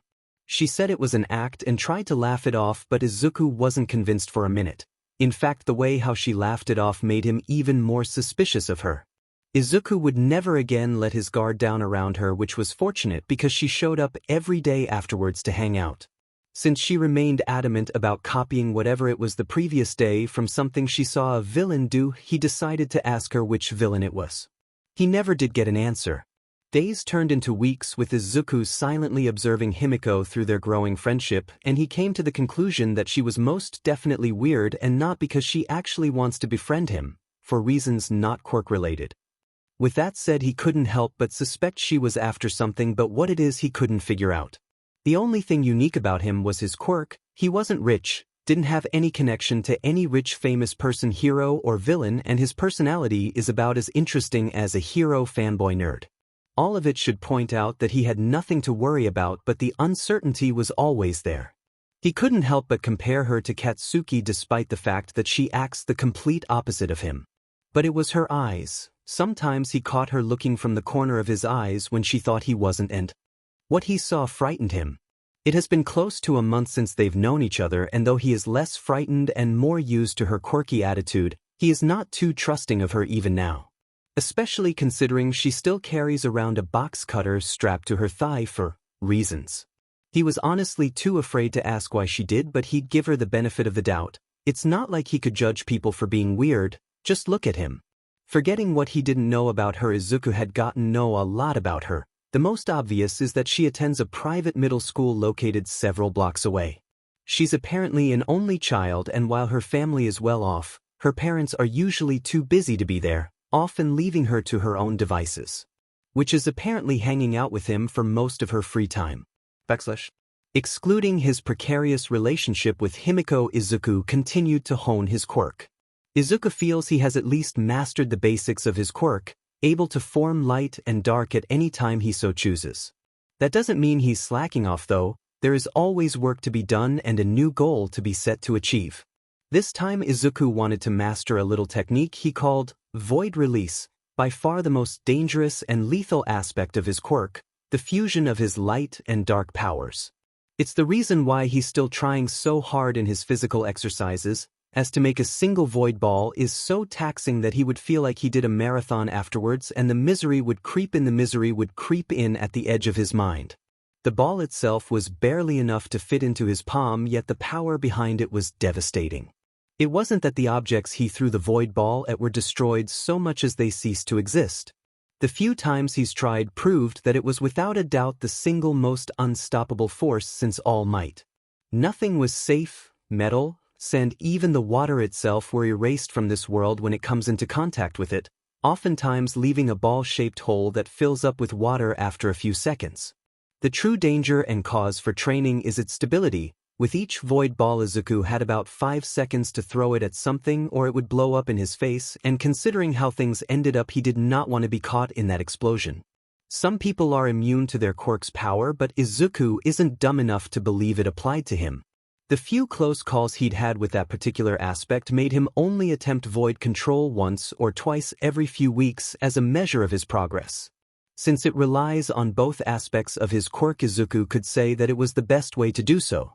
It also has the added bonus of clearing away some of the tougher garbage on the beach. Currently, Izuku is proud to say at least half the total garbage on the beach has been cleared. He is also proud to note that he is no longer a walking fishbone, but that was for another time, namely when he's flexing in front of his bathroom mirror in the morning. Still, he gave his arm an experimental flex and felt the modest muscle buildup and grinned to himself. Meanwhile, Himiko grinned at Izuku grinning. It was clear what he was doing, and she found it so adorable she had to grab her cheeks to cool them down. It's been a month now since she has met the short, kind, smart, adorable boy that was Midoriya Izuku. A month consisting of watching, talking, awkward stutters on Izuku's part, blushing on both their parts, and so much smiling. Himiko can't remember the last time she'd ever been so happy being around someone without her compulsions acting up. She'd swear to herself that she would learn everything about Midoriya Izuku because she liked him, because she wanted to be like him, because she wanted to become him, but after a month she's starting to wonder if that is a good idea. Looking at him now, earnestly working on his quirk, could she really be like him? Himiko is a great many things: mysterious, slightly ditzy, strange, cute, dangerous, and maybe just a little unhinged, but he didn't need to know about that last part. Not that he isn't sufficiently paranoid to have his guard up through her sincere attempt to befriend him. Oh, she's noticed that too, not that it was hard to see, nor was it not well-deserved. She did acknowledge she was dangerous after all. Yet it said something about someone who's willing to give her the benefit of the doubt and be nice to her even after she cut him, and, she stared dreamily off in the distance for a bit before shaking her head. No, bad Himiko, she chided herself. Now that she thought of it, back then was more of a Pyrrhic victory, since she ended up shattering his tentatively good first impression of her with that single impulsive action. In her defense, she couldn't help it. The thought of seeing him all bloody and damaged after a hard battle still sent a pleasant chill down her spine. For once Himiko took her eyes off of him and looked to the sky. It's not like I was wrong. She did have a point about combat back then, but it was such a disaster she doubted he could ever trust her to that effect again, which really Esikis, because she knows it would benefit him, and if he gets a few cuts in the process then it's a bonus. But how do I convince him? Himiko wasn't as dumb as she let on. Izuku will never fight her. She couldn't be playful with it. She could appeal to his logic, but rather than fight her he would just find some other way to accomplish it. One of the things she admired about him was that under his diminishing insecurities was ingenuity and drive to accomplish his goals. But she wanted to fight him. She needed to know where he stood. Sure, having a powerful quirk helps, but as she saw in an old movie once, even the most powerful quirks will lose against someone with better skills. Screw it, this is for his own good anyway. Izuku inadvertently shivered, which was quite a feat since he was directly in sunlight while using his light powers. Then he realized something vital, something so important that he kicked himself for forgetting. He took his eyes off Himiko. Spinning around Izuku was just in time to see Himiko liberating the box cutter strapped from her thigh while lifting her skirt to get it. For a moment Izuku thought he saw a flash of her. No, evil thoughts begone, he admonished fiercely. Toga-san, what are you doing? She frowned and looked a little exasperated. I told you, you don't need to add any honorifics, Izuku, just Himiko will do. And I'm getting ready for our spar. This was pronounced when she extended the blade in the box cutter. Izuku's eyes widened and he took an involuntary step back. Maybe we shouldn't dash. It's for your own good. How are you supposed to be a hero if you don't know how to fight? Izuku winced. He had been meaning to do something about that, preferably after she got bored with him, and move on to watch some other guy train in the sun. That doesn't mean I have a death wish, he thought, eyeing the box cutter warily. Himiko saw this, and it took a moment before she let out a long "oh" and bonked her head, duh. To his shock, she tossed the offensive weapon away and stretched a little before settling into what Izuku would guess was a fighting stance. Okay, I'm ready. Izuku stared at her in confusion. For some reason he glanced behind him as if there was some other guy she was referring to, which in hindsight was a mistake on his part. He turned around just in time to see Himiko's palm inches from his face, where he closed his eyes at the last second. Ow! After clutching his face, Izuku found himself falling to his back, and shortly after something heavy landed on his chest. He looked up to see 2 fingers pointed dead center of his eyes. You lose. The fingers were removed to reveal Himiko's smiling face with the customary red tinge Izuku was convinced was some kind of medical condition. Or maybe she felt the way he did because he immediately noticed their position before his face burned crimson. Sputtering a mile a minute, he tried to extricate himself from under her, but she waved a finger in front of his face. Sorry, Izuku, but I'm a villain, remember? You're a hero, so you'll have to use your quirk to fight me. But dash. She pressed a finger to his lips and adopted a serious expression. Izuku, you can't put off fighting me forever. I mean, the next villain you face might kill you, you know? Izuku paled at her words. It was especially unsettling with how blasé she delivered them. He thought back to his first fight and winced a little bit.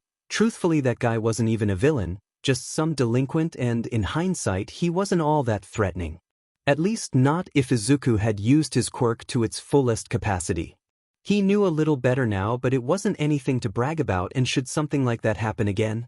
Izuku turned his gaze away for a moment, face still red but no longer burning. Maybe just this once, he muttered. She fought down the face-splitting grin that gave Izuku nightmares and cheered, great. Now for your first lesson, try to get yourself free. He didn't have to hear that twice, and it took no time at all, as once Himiko saw his bright green eyes dim, and she rolled off of him just in time to escape a shadow tendril. She ran backwards when he pressed the attack to gain some distance. Izuku got up looking a little unsure. Are you sure this is a good idea, Toga or Himiko-san? The pout she was about to give him washed away, and she nodded. Don't worry, Izuku, I'm pretty good. With that she went at him. Izuku sent shadow tendrils at her, but to his shock she deftly avoided them with an unnatural swiftness that has to be her quirk. Now that got the gears in his mind turning at an increased rate. What is her quirk? You're distracted, she said suddenly before him. He raised a shadow shield only to be slapped across the face, hard. Izuku stumbled, but it provided enough of a distraction for Himiko to throw him to the ground and twist his arm behind his back. Himiko took a moment to look at their position, idly musing about her hasty decision to discard her box cutter, but shook her head. I bet right about now you think I'm using my quirk, right? Izuku's curiosity was piqued. Are you? She hummed in thought before close to his ears and whispering, beat me and find out. Himiko could feel him getting warm, and it took a moment to realize that it wasn't just because of her actions. A golden light alerted her, and she attempted a retreat to little effect as she was blasted off of him. Himiko felt a stinging sensation over her torso, but aside from that she was alright. Not for long though, as Izuku started lobbing grenades at her. The first one she manages to dodge. However, it was a flash grenade that temporarily blinded her. With her sight gone, she was left open for another one that blew her back near a pile of junk. She thought, rubbing out her eyes, only to hear something land beside her. Himiko rolled a second before the grenade went off, creating a small sand screen in which she used as cover to escape. The moment she was out of sight, Izuku switched to dark control and looked around. The beach was empty. Where is she? He looked again. There were footprints in the sand leading to a tall junk pile where he headed towards warily. Come into my parlor, said the spider to the fly. Her voice eerily said. Izuku paused. This has trap written all over it, he thought, looking around, trying to find a trace of her from his spot. What would All Might do? Eventually he mustered up the courage to pursue her. After a few minutes he found that Himiko was really good at hiding. There were no footprints, no shuffling sands. It's like she vanished. It's not like the junk pile was big yet. He has been trying to find her for a while now, always on guard. He paused to think about everything he knew from the short confrontation with Himiko. She was fast, able to dodge close attacks unnaturally. Could it be her quirk was short-range teleportation? It made sense, yet Izuku wasn't about to bank everything on that before hearing it straight from her mouth. Boo! Ah! Izuku jumped back, clutching his heart while Himiko laughed her head off. It took a moment, a really long moment, for Izuku to figure out what just happened, and when he did, his face turned crimson with indignation and tears actually brimmed at his eyes. That wasn't funny, Himiko. Suddenly she froze and eyed him. What did you just say? Izuku flinched at that and took an involuntary step back as she walked briskly in his personal space to stare into his eyes. Now very uncomfortable with her invasion of his space and feeling self-conscious, he swallowed but replied, I said it wasn't funny, Tog dash. Himiko, she interrupted fiercely with a wide smile. You called me Himiko. She was actually bouncing at this point. Taking a step back from the suddenly cheerful girl, Izuku had a thoughtful expression on his face. I guess I did. This is cause for a celebration. And before he knew it, she dragged him off, again. I never expected my day to end up like this. Sitting next to Himiko Toga on the beach of a dilapidated seaside park while watching the sunset and eating crepes. It was so surreal to Izuku. For a moment he had to pinch himself to make sure he wasn't dreaming, and even then he took subtle glances at Himiko cheerfully eating her crepe to make sure he wasn't hallucinating. It's no good. Izuku blinked. Huh? Is it no good? He looked to the pastry and shook his head. No, I was just thinking. He then took a bite while mumbling to save himself from speaking anymore. Himiko scoffed. I'll say. They ate in silence for a while, and at the end, before they walked their separate ways, Izuku made a decision. I just wanted to say thank you for this, Himiko-san. He flashed her a grateful smile that lit up his features. For her part, Himiko stared at him in stunned silence before her permaflush grew and she grinned at him. Hey, what are friends for?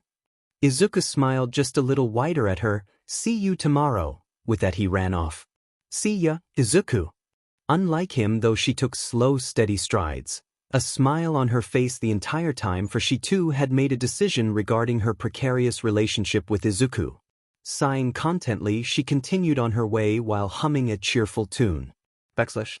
His eyes fluttered open, and the first thing he noticed was the smell. His nose wrinkled in disgust. He tried to move but was met with resistance, prompting him to see what was wrong. Both his arms and legs were bound to the chair. What the F dash? He mumbled, throat hoarse. He tried to force his hands and legs but only managed to rattle the chains cutting into his skin. Oh, you're finally awake. He paused, his darted to where the sound was coming from. Who's there? He was met with silence and sweat began to form on his brow. You know who you're dealing with, a-hole. I'll effing kill you.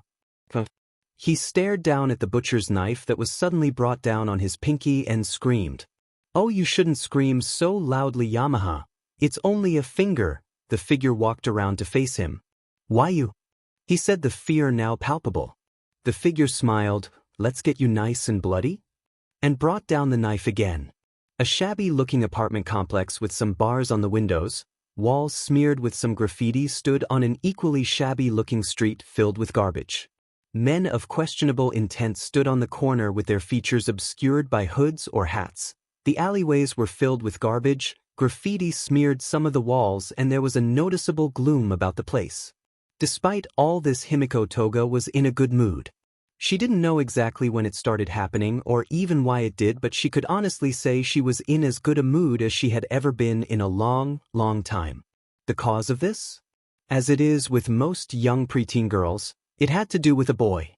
A timid, strong-willed, weak, strong, nerdy, and adorable boy by the name of Izuku Midoriya. Could this be what love feels like? Her cheeks burned at the thought, and she could feel the temperature through her palms. It made her giddy with anticipation to see him today. So much so that she was tempted to sneak inside the school and give him a surprise visit. She shook her head at that. No, none of that. Izuku isn't that type of boy. He wasn't like her old boyfriends, and he definitely wasn't like him. Yet at the same time she found herself drawn to him even though not much blood has been spilt. Now she's convinced it has to be love. With that thought in mind, she happily skipped along. Why do I suddenly have a bad feeling? His eyes shifted to the clock.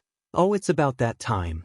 About that time for him to go about his training and with Himiko. He gulped at that. There was no doubt Himiko Toga has been a great help this past year, and even though she has her quirks, not that he'd figured out her actual quirk, he could tentatively say that she was a friend. A very bubbly and oddly cute friend whom has wormed her way into that position through sheer persistence. And the fact that he still hasn't gotten over his slight stuttering problem with her. Which brings him to his latest dilemma with his sort of friend. Lately it feels like the dynamic in their relationship has changed, and for the life of him he couldn't figure out when, how or why. He no doubt realized he's all but dropped his guard around her, and it's thanks to in part by Himiko herself. Somehow, sometime during their year-long reluctant acquaintanceship on his part, turned friendship, she changed. And by the gods he can't pinpoint when she did, how she did it, and for what reason. Izuku shouldn't have really thought of it as much as he did, but demon did it get to him. Someone who has been analyzing those around him for so long yet missed a change in someone who has been arguably the closest to him since his mother. What the heck has he been looking at all this time? Why am I thinking about this anyway? He asked himself. Then he realized why. Yesterday, by pure coincidence, his mother met them while they were walking together from the halfway mark store. Needless to say, the ensuing conversation was the most embarrassingly awkward and fearful he'd ever had with his mother. Now she, at least, expects Himiko to be his girlfriend at some point if she doesn't already think that. Izuku was half afraid that his mother would get the same vibe he did when he first met her, or she'd showed one of her odd quirks. To his surprise, nothing of the sort happened, and that's when he truly noticed the change. It would have been all good for the conversation to have been left off at that point, but his mother was so impressed by her that she invited her to dinner. And that's why he's been thinking of his girlfriend who happens to be a girl. And now she's got me thinking about it. He never pegged his mother for the teasing type, but she shattered that preconception when she milked it with the insinuation when he went home. It was even more surprising because he'd never actually thought of Himiko that way since she'd slashed his cheek with a box cutter. Yeah, he's not going to open that can of worms after the epiphany he just had. A month into his hand-to-hand combat training with Himiko, and Izuku found that despite his great power and strategic thinking, more times than not Himiko would beat him, sometimes literally. The first time she had him in a sleeper, another time she wrapped her legs around his neck and threatened to strangle him. That was an experience. Of course, she never actually pulled through. But the fact remains that he was still caught unawares, and if it were a villain, then 9 times out of 10 he would be dead. It also didn't help that Himiko was horribly blunt in the ways she could have ended him, and not to mention graphic details that raised a lot of questions he was frankly too scared to ask for some time. When he eventually did ask how she knew all this, she said her family hired an ex-veteran soldier to teach her self-defense. Apparently the man was dedicated to his job. She also mentioned that he might have been off his medication and that he held some very interesting insights into the art of lethal. Izuku decided not to pry into her life any further. Either way, he decided that a change in regiment was required, as he'll need to have combat training down to not be helpless in a close-range battle. As his frequent spars with Himiko showed, his powers only work for mid to long-range fights. He knew he'd have to change that soon, and changed it he did. Some days Himiko regretted opening Izuku's eyes to his inadequacies in combat situations. Nowadays she saw less of his presence as he devoted the time they would spend at the seaside park, now almost devoid of all garbage, to learn martial arts, something she would have been happy to teach, if she actually knew how to teach properly.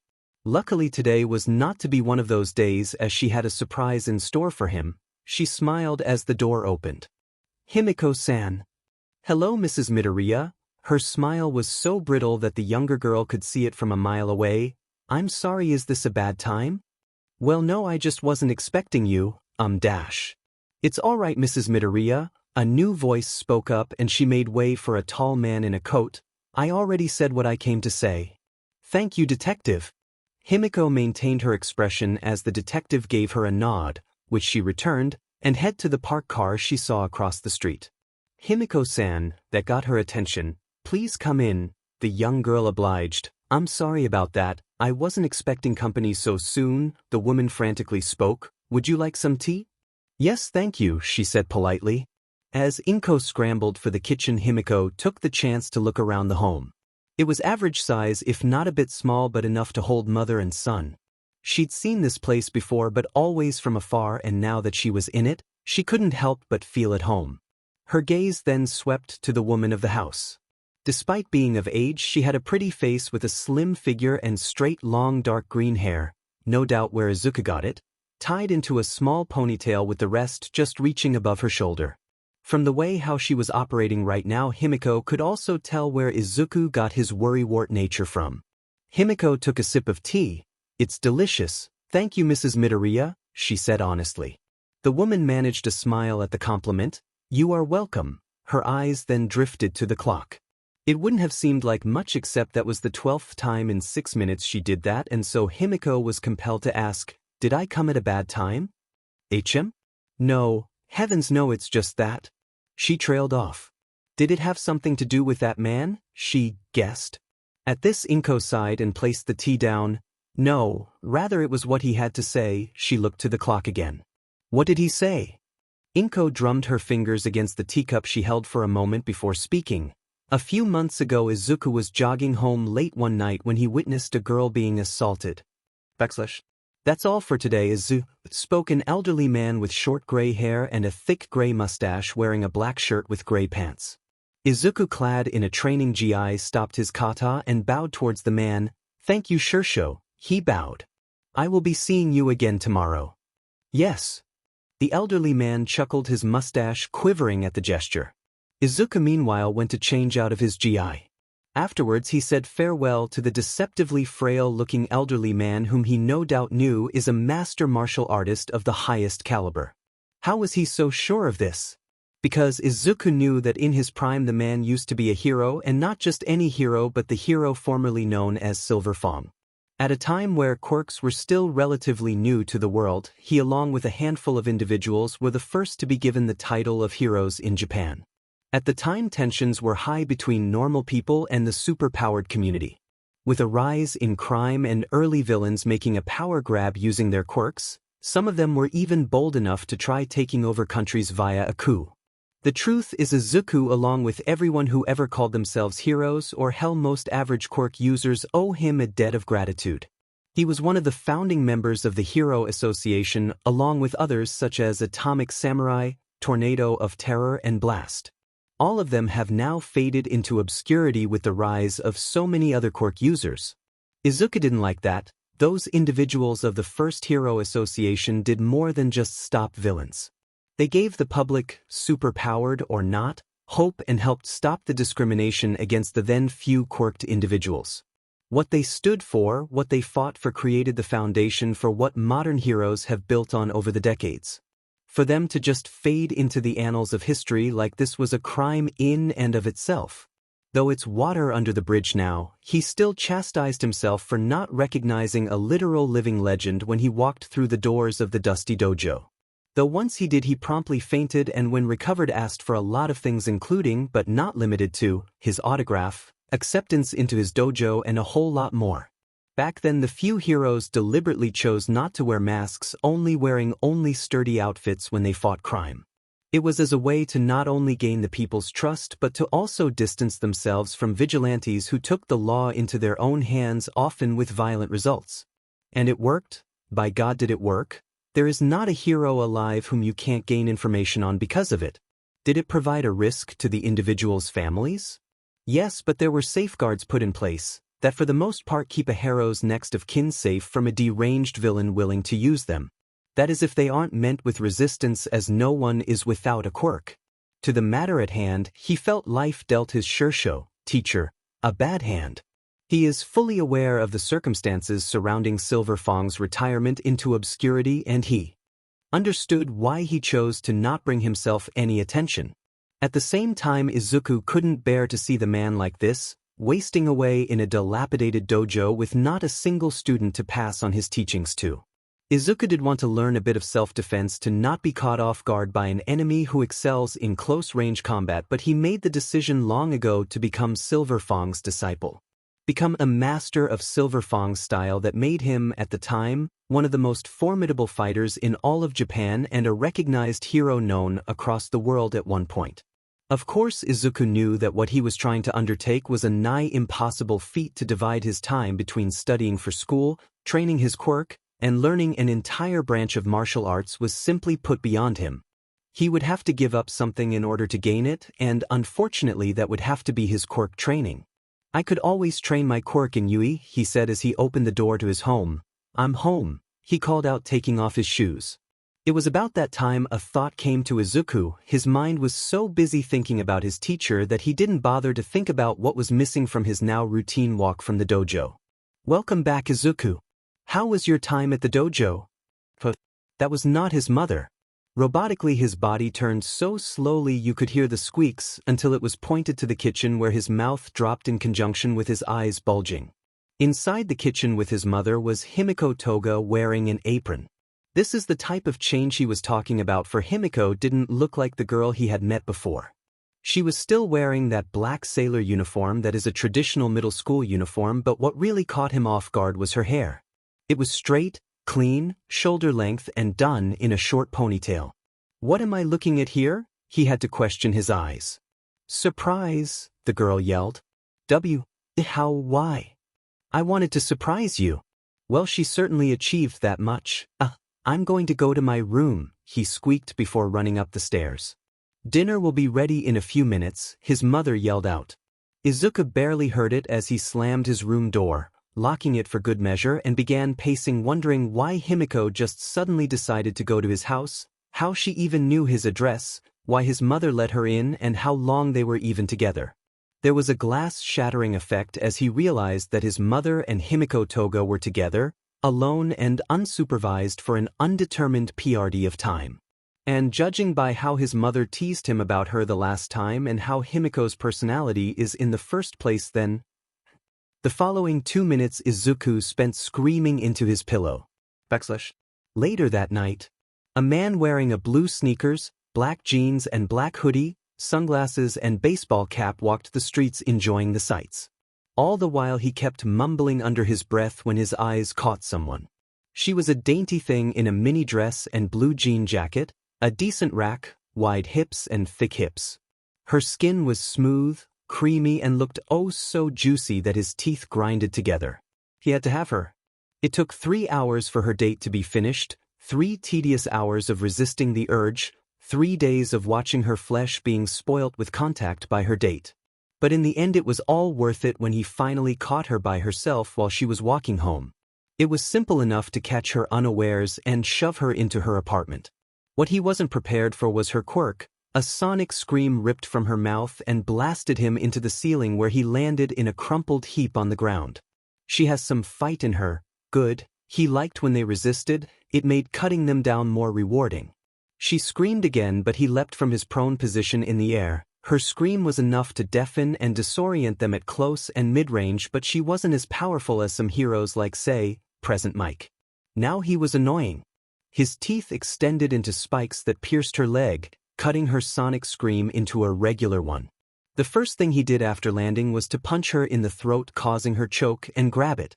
He stood over her and opened his mouth. Time to claim my prize.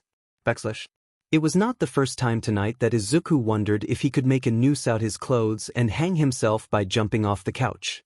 And here is Izuku when he thought he might have a quirk like Dear and Me, Inko said fondly as she and Himiko shared a picture album. That's so cute, Toga gushed.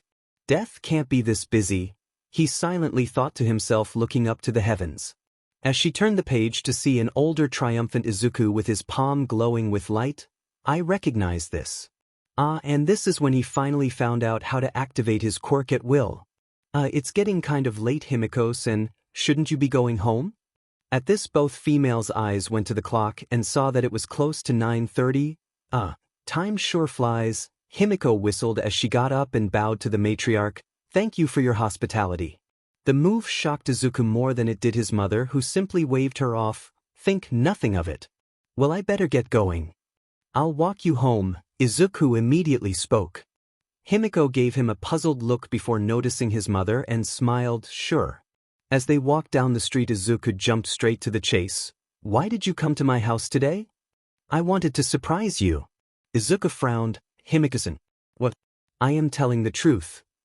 He raised an eyebrow. Really? Fine, she relented. I wanted to talk to your mom. Why? She looked at him. To get to know you better, of course. He opened and closed his mouth. But why? He pressed in confusion. I mean, there is really not much to know about me. Yes, there is, she disputed rather forcefully. Like why you train every day. I already told you. For developing your quirk so you can be a proper hero, she droned. Yeah, I know, but why are you trying so hard? You never told me that. Why do you think you have to try so hard to become a hero? Why do you do it? What drives you every morning to get up and do drills, develop your quirk, and learn how to fight? She pressed, backing him into a wall where she used her arms to box him in. I. He swallowed nervously, now noticing the height difference between them. Toga didn't seem to care as she continued. You told me you want to go to Yui, but I'm pretty sure no one else is trying this hard to do it. Just what are you trying to prove? Izuku Midoriya? Izuku stared, his previous embarrassment forgotten. He stared at her, but he wasn't staring at her. Look, you made him cry. I won't let you hurt him anymore. You playing at Hero Deku? You don't even have a quirk. He looked down. Izuku. She couldn't see it, but his eyes clenched shut. Show yourself, Get out here so I can kill you. Lights out. His eyes snapped open and he drew in a ragged breath. Izuku. Huh? He looked up. Himiko was no longer close, but at some point backed up, and with good reason. Spikes of dark had coalesced around him and jutted outwards. I'm sorry. The darkness faded away. It's okay, she said a little guiltily. I shouldn't have pried. No, He paused and looked at his hands. It wasn't always like this, you know. My quirk, it didn't come to me as easily as it did everyone else. I never even realized I even had quirk. No one did so before I found out. Everyone called me quirkless or useless Deku because I was always weak and couldn't do anything right. He chuckled bitterly. Actually, they still do. Himiko frowned. Izuku. Kaken was the one who gave me that name, he interrupted. I know him. Wasn't he your friend? Yeah, he was. He smiled sadly. We both wanted to be heroes like All Might. We were practically inseparable. Then he got his quirk. I didn't, and suddenly he was the center of attention, getting praises and suddenly having a lot more friends. I never really cared much for his quirk. Not really. I admired him way before he ever got his quirk. You admire him? I still do, he chuckled derisively. He always strived to be the best. He never let anyone get in his way, and he had a lot of passion, especially towards his goal. I want to be just like All Might, but Kaken, he wanted to surpass All Might as a hero. I think I was the only one he knew, besides Mom and his parents, that saw him for more than his flashy quirk. He was just a boy to me, a friend, not some wonder boy. I knew that, he knew that, and because I didn't see him as this unbeatable, insurmountable thing, he started, I don't know, see me as a threat. He took a long pause as if he was thinking of his next words. Yeah, Izuku said, nodding as if confirming. I think he didn't really know how to deal with someone who just thought of him as a normal person, so he did what he always did with things that bothered him. He lashed out in the worst ways. He bullied me, belittled me, called me names, anything to make me feel inferior to him, and he did it without seemingly any regard for my health. Was the first thing that came to Himiko's mind. Inkobason told me that they went through a rough patch. This is a lot more than just Dash. I guess I shouldn't have expected any better, he continued. It's just like Kaken to respond physically to anything he thought of as a threat. I didn't get it back then, but I had a lot of time to think about it, ever since I moved here. Mom told you about the fight we had that made us move here, right? Yeah, she said they had a little fight and she thought it would be best to give them some space. Seeing that Inko was a worrywart, Himiko didn't think much of her decision, but now. You see, at the time I was still developing my quirk and it affected my brain chemistry. So I was down, sad, angry, agitated, and I didn't know why. Then Kaken, being Kaken, started to pick on me, and that made me feel even worse, so I threw the first punch. Himiko's eyebrows shot up. No doubt the BS dirty deserved it, but to think Izuku was the one to hit first was Well, if she was honest, the thought was very appealing. Then he retaliated with his quirk, so I found the storage shed, locked the door, and turned off the lights so I could make it an even playing field. The only reason why Himiko wasn't grinning at the thought right now was how Izuku looked. He was ashamed, devastated, and sad at the same time. His sad green eyes, devoid of any of his usual cheer, made her stomach churn. I was telling the truth about why I dedicate every single day to bettering and understanding myself and my quirk, Himiko-san. Because the last time I didn't just lose my senses, my mother's peace of mind, and my home, I lost my friend, and I have nothing to show for it except this. He lifted his shirt to show her a large burn scar across his torso and pulled it back down when her mouth dropped in a silent gasp. I'm sorry, I shouldn't have asked. He raised his hand and she remained silent as he gave her a sad smile. It's all right, he looked around. Is this far enough? Yeah. I'll see you tomorrow, Himiko. You too, Izuku, was all she could say to retreating back. With her mood now thoroughly down, a dejected Himiko Toga walked the streets alone, and the day started so great too, she thought, then stopped. Izuku had his head down, mentally trying to calm his thoughts, but to no avail. But it was something to be expected, especially since he opened the floodgates of emotion he had cut off in pursuit of training. With that thought, it's going to be a while before he could find something to distract his mind from the emotional torment. Izuku! He turned and was almost tackled off his feet, but luckily managed to plant his footing as his hands reflexively came up to hold whatever hit him still. And that something happens to be Himiko. His shout of surprise was muffled by something soft, and when she pulled back, Himiko had Cheshire-like grin on her face. At that point, Izuku was in a suspension of disbelief so badly that he didn't even realize what happened until she said the 10 words that would forever change his current life onwards. I like you, Izuku, will you go out with me? As far as distractions for the heart go, this is about as good as he'll get. Meanwhile, show yourself, Get out here so I can kill you. He turned to see the boy next to the switch. Lights out. Gah. He snapped up, his breath came up in pants, sweat dropped down his body, and red eyes darted around frantically for a moment before they settled down. Sheet. He flopped back down on his bed as the memories of that day resurfaced. The thoughts only caused him to growl in a mixture of anger and annoyance. Deku, Deku. Lights out. That demon dream again. Lights out. Of all the things Katsuki Bakugu remembered from that day, it wasn't the hits or the cuts. Lights out. It wasn't the pain or even the humiliation. Lights out. It was those words. Lights out. 2 simple words that wouldn't have meant much, especially from Deku of all people, but it did. It was the very last words that were said by his former friend to him before he went away, but not before throwing Katsuki's entire life into disarray and dealing a major blow, and several, to both his body and mind. Katsuki literally had the scars to prove it, but what really cut deep and continued to cause him anguish was the blow to his ego. Deku, no Izuku Midoriya, unknown to anyone, and at a time even himself, had in fact beaten him. That day, he tried not to remember, but he could never forget the greatest, and only relevant, fight in his young life, against a former friend he thought was useless. A fight that, in the end, he had lost. At first he was in denial, his brain purposefully protecting his pride by conveniently forgetting the last few moments before he passed out. He didn't remember it until a year later when he and his 2 minions were talking about an interview with All Might and how hard it was when he fought his first villain, way back when he was just a fresh graduate from Yui Academy. That made Katsuki think how his first fight with a villain would go, then it veered into his first real fight, and eventually he got to thinking of his fight with Deku, and at that point the memory, the pain, the humiliation wasn't so fresh.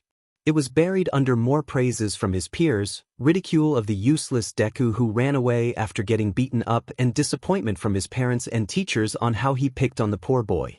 It made him annoyed remembering the lecture, and a very idle thought passed him by, wonder what those idiots would think if Deku was the one who beat me up.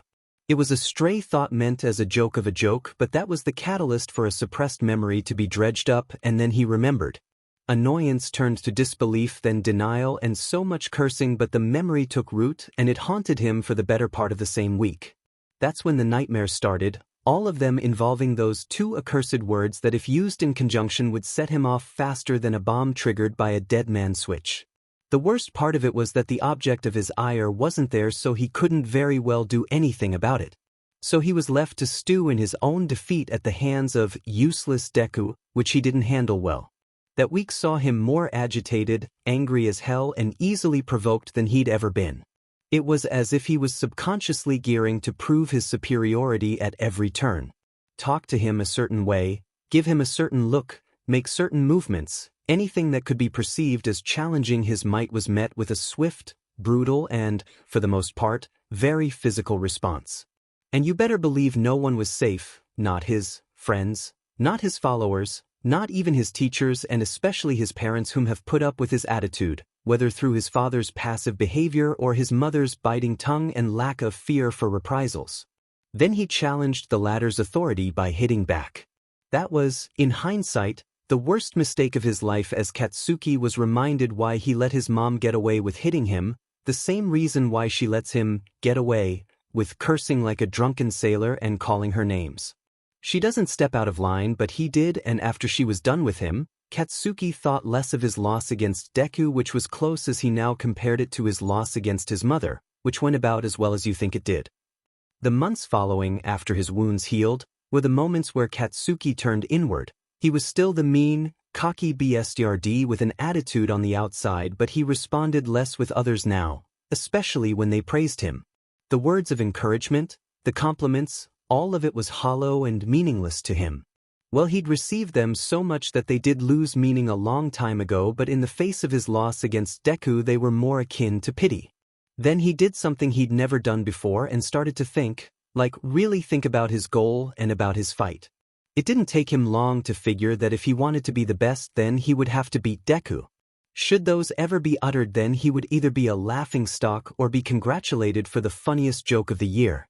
So for a while he remained quiet, and through his introspection he started thinking more about the boy known as Midoriya Izuku. He's under no illusion that Deku didn't actually want to, or rather he did not plan to fight him that day. Really, it was Katsuki's fault for pushing him, but can you blame him?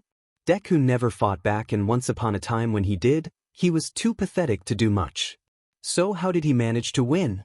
Simple, Deku was, as much as it pained him to admit, smarter than him. It reflected in his grades, and though no one gave him any credit for it, Katsuki actually respected him a little because of it. He could secretly acknowledge that much. He knew what Deku wrote in his little black notebook too, or at least from the few times he got a glimpse at it, and others. They were ideas, musings, plans, or what have you, of different quirks, their strengths, weaknesses, possible counters, and so on. Katsuki has no doubt that somewhere Deku kept a profile of him, after all the times he's used his quirk against him, who wouldn't in his situation. Also, Deku is the only one who knew him as a person, as a friend. It took longer to admit, but Katsuki realized that of all the persons he knew, Deku was the one he most perceived as a threat, and it showed in his fight. He won't even go into his quirk or whatever the hell that was inside the storage shed.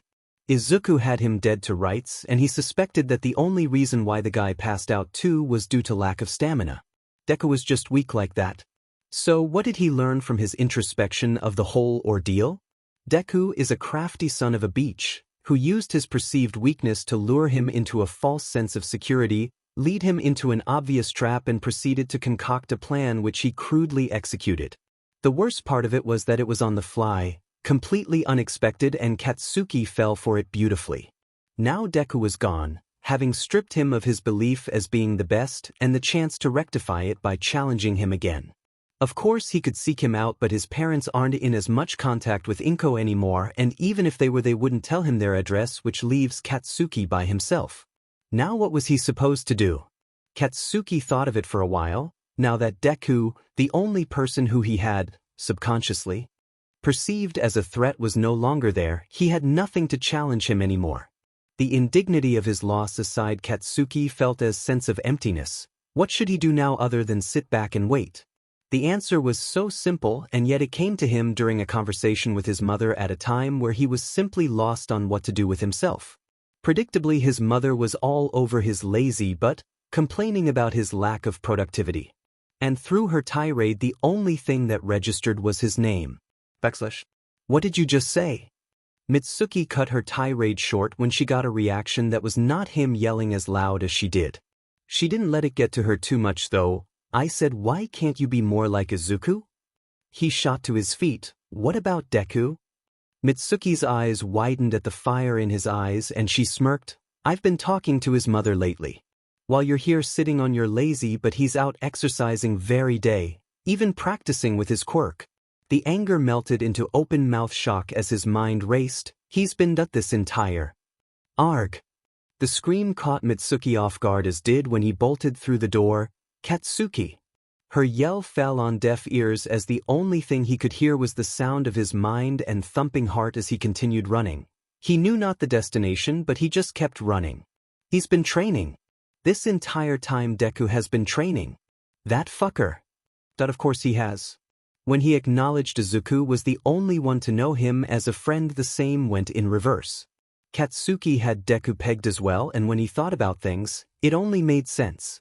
That guy, most of his life had been spent adoring heroes. Hell, they both wanted to be like heroes, and when he finally caught a glimpse of his quirk, he worked DMN hard to make it happen. So why in the hell would he think Izuku motherfucking Midoriya would sit on his butt and do nothing until it was time to enroll in Yui? Sheet. He slammed an explosive fist into a wall, causing it to explode outwards, but he didn't care. What the hell have I been doing? He could care less that his mother favored Izuku over him, but to say that the scrawny bee had been training all this time. He's getting stronger and I'm still. He trailed as his anger was expressed in another explosion. After venting his anger and stress, he resolved to do something about it. He was going to be number one, but before that could happen he needed to beat Deku, and as he is, right now, Katsuki had his doubt that if he were to fight the scrawny puke now then it wouldn't be an easy win, if at all, and with each day the gap gets wider. In Katsuki's mind it was inconceivable for him to lose as he is, but he's thinking of Izuku as he was, and as of now he could only imagine how strong he is now. Exercising every day? He'll do one better than that yesterday. Everything that Izuku does he'll do twice as much. He'll surpass him and be the best. But to do that, as much as he hated it, he would need to at least have a grasp of what Izuku was doing.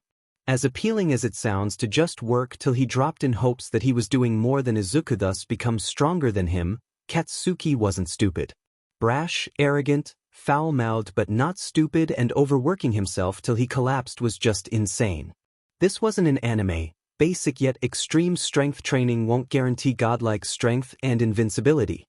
If it's one thing his loss against Deku did, it was teaching him that going into a fight without a plan beyond blow sheet up and hope for the best doesn't cut it, not with a guy like Deku, and he knew Deku.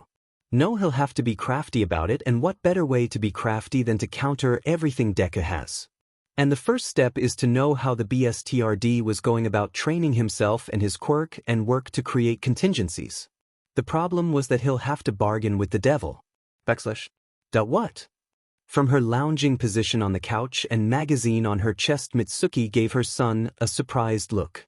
Katsuki was rather annoyed by that. What, you going senile, you old haich? He rubbed his face with a wince but glared at her.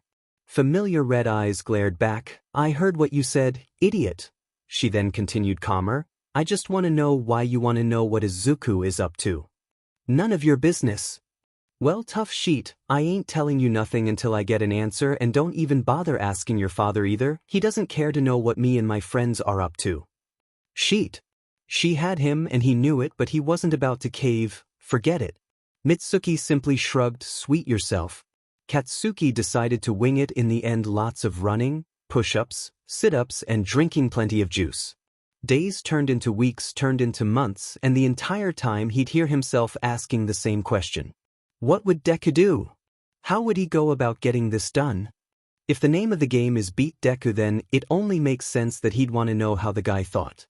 Admittedly, it was the most Katsuki had ever had to think about something, and it set him off that he had to stoop so low as to think like someone else. But you know what set him off even more? Losing. So in the end he essayed it up and thought long about it. Well, he knew that Izuku knew that he wouldn't let his loss stand. He shook his head. No, if I know him he wouldn't even think he won that fight. He thought, remembering how his former friend looked that day.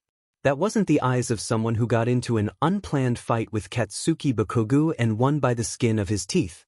With that thought he figured Izuku wasn't training to beat him specifically, probably. It was a small comfort at least, still didn't mean shit since Deku probably had enough notes on him and his quirk. With that thought he needed to go beyond Deku's expectations and develop countermeasures against his countermeasures, which would mean quirk training, i.e. special moves. He grinned at the thought of blasting the nerd with an awesome move, but before he could develop the special move, he'd need to study what he was up against. Which brought up the second hardest part of his Deku investigation. What the hell is his quirk? The first time he saw Deku's quirk, it was a literal flash of light. Then he heard it was that he could absorb sunlight like some kind of solar battery and release it. He figured that was what the explosion was back then. A few years later, he could allegedly make his palms glow. Of course, Katsuki had never actually seen him use his light-based quirk no matter how much he tried to force it out of him. Then fast forward to D-Day and that happened. Seriously, what the F-dash? What the actual F-dash? What happened in the storage room was not a light-based quirk. The sheet that he'd seen when he actually lit the place up with explosions. Shudder. F-dash, he grabbed his head in frustration. Bad enough that he lost his first real fight. To make it worse, it was against Deku of all people, and to add insult to injury, he was traumatized by it. No, he shook his head. It wasn't just pride on the line anymore. He needed to mop the floor with Deku, for his pride and his DMN health. Stupid brain. So it was with that Katsuki found himself around a computer searching for quirks revolving around manipulating darkness, or as the technical term goes, umbrakinesis. The search brought up some data, although there wasn't much on the account that specific type of quirk was rare. Plus, people with that type of quirk more than not end up as villains because dark quirks make people dark. Sheet that wasn't even a stereotype but an actual scientifically proven fact. The type of energy that is generated by darkness affects the brain chemistry in such a way that it brings to surface certain negative emotions, change in demeanor, and in some cases just pure insanity. That made Katsuki pause. Well, sheet, no wonder Deku sucker punched me. It also explained why most of the quirk users were villains. Now that opened a can of worms to another impossible yet plausible question that popped up in his head.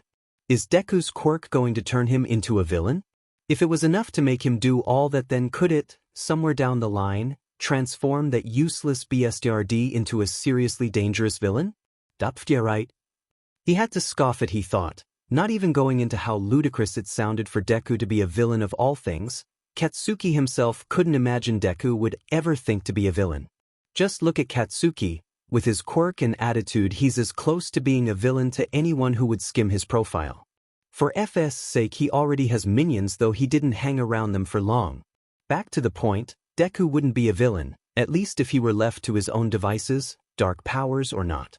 If Katsuki could be a hero, then you better believe Deku can as well, and without Katsuki to keep him in check, then there is literally nothing holding the guy back from pursuing that dream, dark quirk be d'med. Speaking of quirk, while on the topic of quirks, Katsuki felt that he still hadn't grasped Deku's quirk, not fully at least. Oh, he had enough memories and evidence for his dark powers, but still, if that was all, then what's with that light sheet then? Naturally, Google was his only friend, and when he typed in light explosion and dark control, his views on quirk expanded as the search engine showed something peculiar that surprised him. Dual quirks. In all honesty, Katsuki didn't even think that was a thing. Oh, he knew it existed, having more than one ability in a single quirk. It is usually found in mutant-type quirks. Or it could be a side effect of a quirk, like in his case, because his explosion quirk is just as lethal to him as it can be for others. His body compensates by developing thicker skin. Katsuki will in theory have very durable skin, especially around his palms. But the actual definition of dual quirks, what Katsuki found, told a different story from what Katsuki was aware of. Having two quirks manifest that aren't inherently similar to each other. These were the rarest of the rare type of things, so rare that the number of documented cases could be counted on one hand. There was the fairly known ability to turn invisible and generate force field. He remembered that heroine very well from the so-called Silver Age of quirked heroes. Then there was that one villain who had super speed and could generate fire. That guy is incarcerated at the moment. Finally, there was a recent guy who could do 0-point manipulation, which is the ability to render all things motionless by trapping them in a field which he could move around at will, and aggressive regeneration. Katsuki wouldn't lie, having one of those powers could make someone dangerous, but having two of them and they are almost unstoppable. That aside, it still frustrated him because there was so little examples of them that it wasn't likely he would find what he was looking for, and he wasn't about to go read up on the many theories so-called experts have come up with. Then he thought it might as well try, and looked up dark and light quirks. What came up aside from some sites was the caption, "Did you mean light versus dark?" More than a little intrigued, he clicked on it, and the first thing that generated of all things was an article based on a book. Light versus Dark: The Tragedy of the Reynolds Family. This got an eyebrow raised at the familiarity of it. The name Reynolds sounded familiar. Out of curiosity, he clicked on the article. By the time he finished reading it, he leaned back in his chair and muttered, "Holy shit." The article was an overview of the book, was based on true events, mostly journal notes, eyewitness accounts, public records. Everything in the book was authenticated and extensively researched, documented and proven. The book is a biography of one Robert and Ryan Reynolds, aka the Reynolds brothers, or their more famous aliases, the Sentry and the Void. Now those names Katsuki recognized. Oh, there is not an aspiring hero or villain who wouldn't recognize those names. Arguably the first humans in recorded history to have developed quirks, and the very first hero and villain respectively. Everything that is now started with those two. Their actions shaped the foundations for other quirk users, and for better or worse their ideals still held firm. Or at least that's what one analyst said. Katsuki was less interested in the history and more in their quirks. When Robert Reynolds was born, his body shined in a golden light so bright that the hospital lights wouldn't compare. Of course, this made the papers as a sign from the heavens. On the contrary, his brother was born soon after, completely normal. Later on in their life, Robert's quirk would evolve from glowing brightly to manipulating and generating light, while Ryan would be able to do the opposite and control and generate darkness in all its forms. By themselves, those quirks were some of the rarest, and the two brothers cemented themselves as the most powerful hero and villain in history with the feats they pulled off during their respective careers, thanks mostly to those quirks. And now there's a very good chance that Deku has both of those quirks under his control. What the actual F-? Katsuki was in a state of disbelief that the most useless and weak guy he knew ended up like that. At the same time, he felt reinvigorated. Oh sure, he acknowledged that the Reynolds twins were insanely powerful with their quirks, but strip away all that and what's left is Deku, and while the guy is crafty, he makes for a far less imposing face than those two legends. He gulped. "I'm going to surpass All Might, and that means I'll surpass you too." He pointed at the picture of the Sentry. A lofty goal with almost no chance of being accomplished, but as the saying goes, dream big or don't dream at all. For the rest of the year, Katsuki worked on quirk development, researching extensively on his fitness and quirk techniques, even going so far as to draw inspiration from heroes, never villains, with similar quirks. And through blood, sweat, and sheer FING he developed several new techniques that would definitely blow Deku's expectations, along with his body, out of the water. Because that's what it's all about. Deku would be expecting the Katsuki he left behind, but unlike him, Katsuki was expecting the unexpected. Deku would never catch him flat-footed again, and he worked twice as hard as he had any business to. His parents approved of his new ethic, and he would be lying if he said he didn't value their praises above others. Not to say that even if the incident didn't happen, he would have just lazed around doing nothing for 3 years. No. Katsuki actually had it all planned out, exercising, quirk and combat training, then some studying to top it all off. Katsuki is deathly serious about being the best and will quite literally destroy anyone who stands in the way of that. Really, the only thing that's changed in that regard is the amount of load he placed on himself and of course his new immediate focus, defeating Deku. Add all of that together and Katsuki was actually ahead of schedule, making progress he thought he'd only see himself making in Yui right now. He wouldn't be surprised if he could fight against some villains and come out on top. He wouldn't though. Contrary to popular belief, Katsuki is very much a realist, but with possibly the best DMN poker face in the world. After all, who's going to take the loud mouth, short-tempered brat serious when he's always talking big? Aside from that, Katsuki doesn't have any formal combat training, let alone combat experience, and by combat, He's talking about the kind that wasn't ended by spamming his quirk like a broken special move in a video game. Now that he thought about it, he hasn't gotten into a fight that didn't end with him simply blowing his opponent up since Deku. He didn't know whether that said something about Deku or how far he's come or the peasants who even bother try, but it's very sad indeed when someone says that Deku put up more of a fight than anyone before or since. Anyway, his lack of combat training was going to be taken care of by someone of a specialist before. Katsuki would have learned the basic self-defense course for aspiring adolescents wanting to become heroes. They actually have that, and though his parents weren't wealthy, they did have a savings put away for all of Katsuki's future hero needs, so paying for the class wasn't a problem. At least it wasn't before, but after taking and subsequently acing that class, Katsuki was still left unsatisfied. Sure, he learned a lot of basic combat moves, but they were just that, basic, and he would more than likely have to rely on his quirk plus additional training at Yui. It seemed that the class itself was more for getting used to actually being in combat situations and not lock-up than for practicality. It set him off, and he complained very loudly and incessantly about it, which did let him blow off some steam but still left him with a problem. He needed training, combat training, martial arts training? That last one came up from the back of his mind when he was going through his father's DVD collection on one of the more boring days. For a PP, his father liked his action movies. But it didn't really stuck until he got wind from his mother that Deku was on the hunt for dojos. The look on his mother's face when she let that one slip wanted him to do unspeakable things, but he let it go in favor of mulling over the new information. Katsuki knew for a fact that Deku wouldn't be finding any dojos, and he knew that Inko wouldn't be able to afford a private instructor. What really had him was that the guy would even think of that. Then there's the other information of a friend helping him practice. Deku got himself a training partner sheet. As much as Katsuki was content training by himself, he could recognize the benefits of having a sparring partner as opposed to being alone.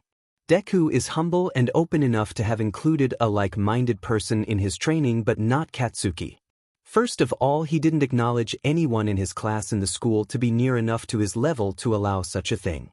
Even if he did, then they would have to be able to keep up with his kind of training, bear with his attitude, and be tough enough to withstand him. That lowers Katsuki prospects to a partner to be a strong and stubbornly persistent person who is invulnerable to explosions and insults. So in short, a crazy motherfucker, and Katsuki don't deal with crazies.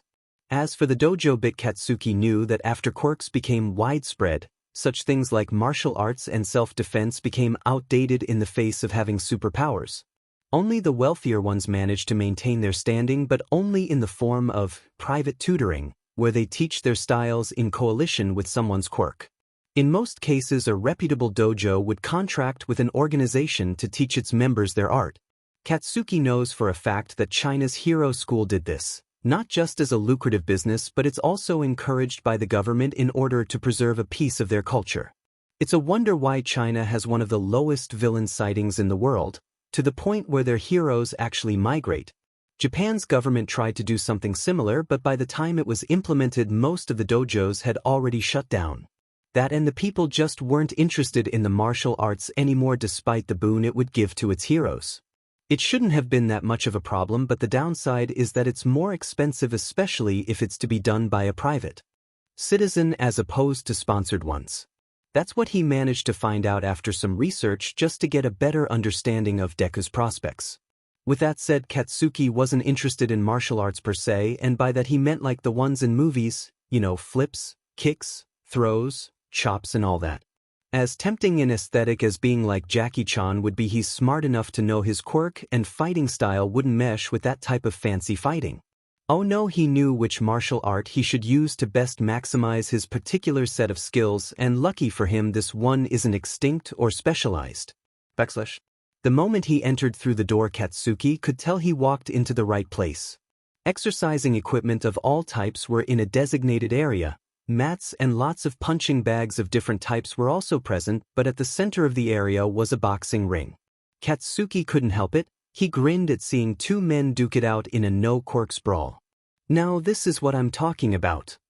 With the rise of quirks, certain sports began to lose their appeal to the general public. It's the reason why the Olympics eventually became defunct and replaced with Quirk-centered events hosted by major hero schools or organizations around the world, which include UE, of course. The only sports to survive this were mostly contact sports that could be adapted with quirks and of course have an audience that watch for more than just entertainment, i.e. gambling.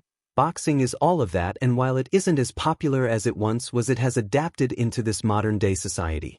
Out of everything Katsuki couldn't see Deku doing boxing, it's one of those few things that doesn't take quirks into consideration at first glance, especially projection-type quirks. That would mean Katsuki's quirk wouldn't matter here. No one would sing him meaningless praises at this place. That was all right though, he was big enough to do boxing, probably even go pro if he wanted, but he'll go as far as he can until UE or graduation. For now though, he will focus on the task at hand. Hey old man, you looking for a new member? A semester and 2 months into his second year passed since he joined the local gym. Turns out Katsuki was a prodigy at the sport. Hell, he's even fought in some matches, 3 in fact, against older, more experienced boxers and won all of them with a knockout. Aside from his accomplishments in the ring, he managed to implement the sport into his combat style, which was still in the experimenting stage but looking very good nonetheless. He even managed to get the hang of a few special moves, and it would only get better from here on out. With true accomplishments and growing progress, Katsuki's future was looking brighter, as did the prospect of his goal. Nothing could bring him down now. Katsuki. Apparently he has spoken too soon. What do you want, ya old granny? Heel back. Shut up. That was expected, but her bypassing him wasn't. It said something about his relationship with their relationship, that he knew something was wrong when she didn't hit him after he insulted her age. With the way how his mother looked, he was the last thing on her mind. What the hell is going on? His voice was naturally harsh but lost most of its bite. He was curious. Her mother threw on a coat and grabbed her car keys. There was a villain attack. Inko and Izuku are in the hospital. Katsuki's normally hot blood froze at the news, and he raced out the door behind his mother, all the while his mind tried to wrap itself around the situation, then swearing bloody murder against the sheet-stained villain who'd attack Inko. And Deku if he failed to protect her. Yellow eyes watched with rapt attention mixed with awe at the spectacle before them. Sitting on the tatami mat with legs folded so as to not appear indecent, Himiko watched the two figures dance in a complex series of punches, kicks, palm strikes, blocks, evasion, redirection, and all manner of other techniques she had really only seen in kung fu movies. As expected, Izuku gives his all with everything. Whether it's mastering his quirk, studying heroics, training for combat, or even a simple date, Izuku tries to give 110%. When she said, combat experience, this wasn't what she meant, but only Izuku could take, learn self-defense, and turn it into, become a kung fu master. Speaking of, looks like the spar is about to end. Spar would be too kind of a word, though this was more like a brutal practical lesson. For a kindly-looking old man, Silver was old school with the lessons, like really old school. At a certain point in a disciple's training they would have an evaluation, and since Izuku was the only student, with Himiko only wanting to watch Izuku work, the teacher took it upon himself to personally evaluate the boy.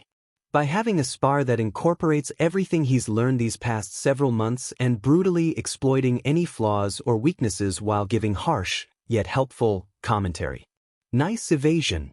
With a front kick which bang easily blocked, Izuku gained some distance before settling into a stance, one which Silver copied. She should be protesting this, but not fast enough. This time he won on the offensive, and he only managed to get a single fist out before it was deflected. A moment later a kick hit the back of his knee, forcing him into a half-kneeling position with a single leg. That same leg came up and smacked him in the side of the face, each, forcing him to stumble back again, and somehow managed to block a third side kick before getting hit on the shoulder, ow. She has a vested interest in Izuku being hurt. Your stance is too stiff. Silver kicked his shin from under him, causing the boy to fall. He used the momentum to do a roundhouse kick which missed its mark by a mile, sloppy, and before he could even properly stand, Silver delivered a chop to his chest that made him hit the tatami.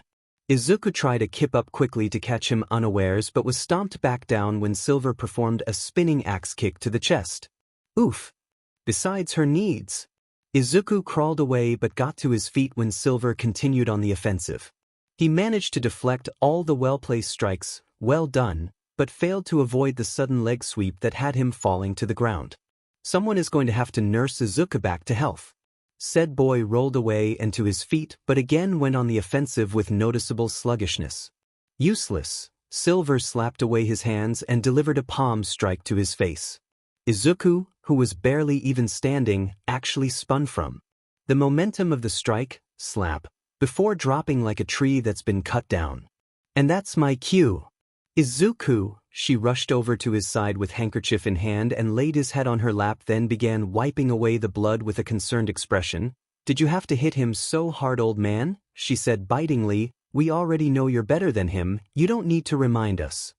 Silver rolled his eyes. It wasn't that bad and he could heal those minor injuries in mere minutes. Besides, he stroked his chin a little while looking at his disciple. Both of you shouldn't be complaining since you both get something out of it. He gave her a look that conveyed his unsaid words. You get to nurse him back to health and Izuku has the privilege of being cared for by his girlfriend. Himiko clicked her teeth in annoyance. So he saw through me after all. At that moment Izuku must have realized the soft sensation under his head wasn't a pillow and sat up with a groan. Ugh. It's okay, I learned that sensei has to hit me at least that hard or else my quirk would just revitalize me and the fight would end up getting dragged out unnecessarily, like last time. Himiko frowned and gently forced his head back to her lap. Well, I'm sorry if I worry about you, Izuku. Then she swooped down like a hawk and her lips caught bruised injury that just so happened to have a blood stain. When she came back up, the bruise and blood was gone. They're all better. She smiled a bit widely. Now I just have to get the others. The kiss must have did more than cure his boo-boo because Izuku sprang up with a shout. That's all right, Himiko. He held his hands up front while backing away slowly. This did little more than amuse the blonde whose expression took on a teasing tone. But Izuku, my way is a lot more fun. Go. And I'll make sure to get every spot. She liked her lips in a way no minor should be able to. No words could describe the white noise static that was Izuku's mind in that moment. I'll remind you too that there are no illicit behaviors allowed in my dojo, Silver remarked dryly while walking away. Himiko looked at the man's back with irritation before looking back at Izuku, except he wasn't there. Where? He left when you took your eyes off him. There was a breeze and Himiko's head turned to door in time to see it slam shut. His recovery time has increased, Silver noted as he stared at his watch.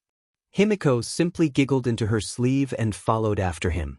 A sigh of content escaped his lips as Izuku let the rays of the almost setting sun shine down upon his now exposed torso. He'd done it so many times that he could almost feel every moment of the gradual change of his body as it heals itself. Izuku was pretty sure he could estimate how long it would take to heal a particular damage. He plopped down onto the ground then winced. The bruises were healing but slowly, especially since the sun is in its early stages of setting. Ow, sensei really did a number on me. Well, what did you expect when you told him you couldn't handle it? He jumped at the close proximity of the voice and yelped when a hand pulled him back down to the ground, except instead of feeling the floorboards it was a soft cushion that Izuku recognized as Himiko's supple thighs. And soon enough the aforementioned girl came into his view. Himiko looked down with a small grin. Feeling better? Little, he stammered, relinquishing eye contact. He didn't get up though. No, he found some time ago that Himiko liked skinship and giving lap pillows as much as any teenage boy would like getting one from a cute girl.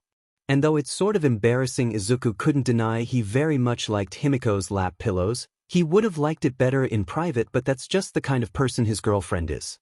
Oh, is it failed to mention that Himiko is officially Izuku's girlfriend? His mind pondered this as she ran her hand through his curly green-tinted hair while humming. This is nice, he thought. And very much needed, especially after the anxiety-induced few weeks he has been experiencing. It all started after the fateful night of Himiko's confession and his subsequent acceptance to start dating his friend. His mother had given the news that Detective Tsukachi visited her in the day and told her that Yamaha, the boy whom he mistakenly attacked, was found dead in his home. Izuku later found out much later that the police found him drained of almost all his blood, which was missing. That raised his paranoia through the roof and he kept his head on a swivel for days, going to school and coming back home, which was inconvenient since he literally just got a girlfriend. It wasn't long until the paranoia was toned down thanks mostly to Himiko herself, who worked wonders in calming him and his mother down. So he was ready to restart his training, which was about the time he hit his second speed bump.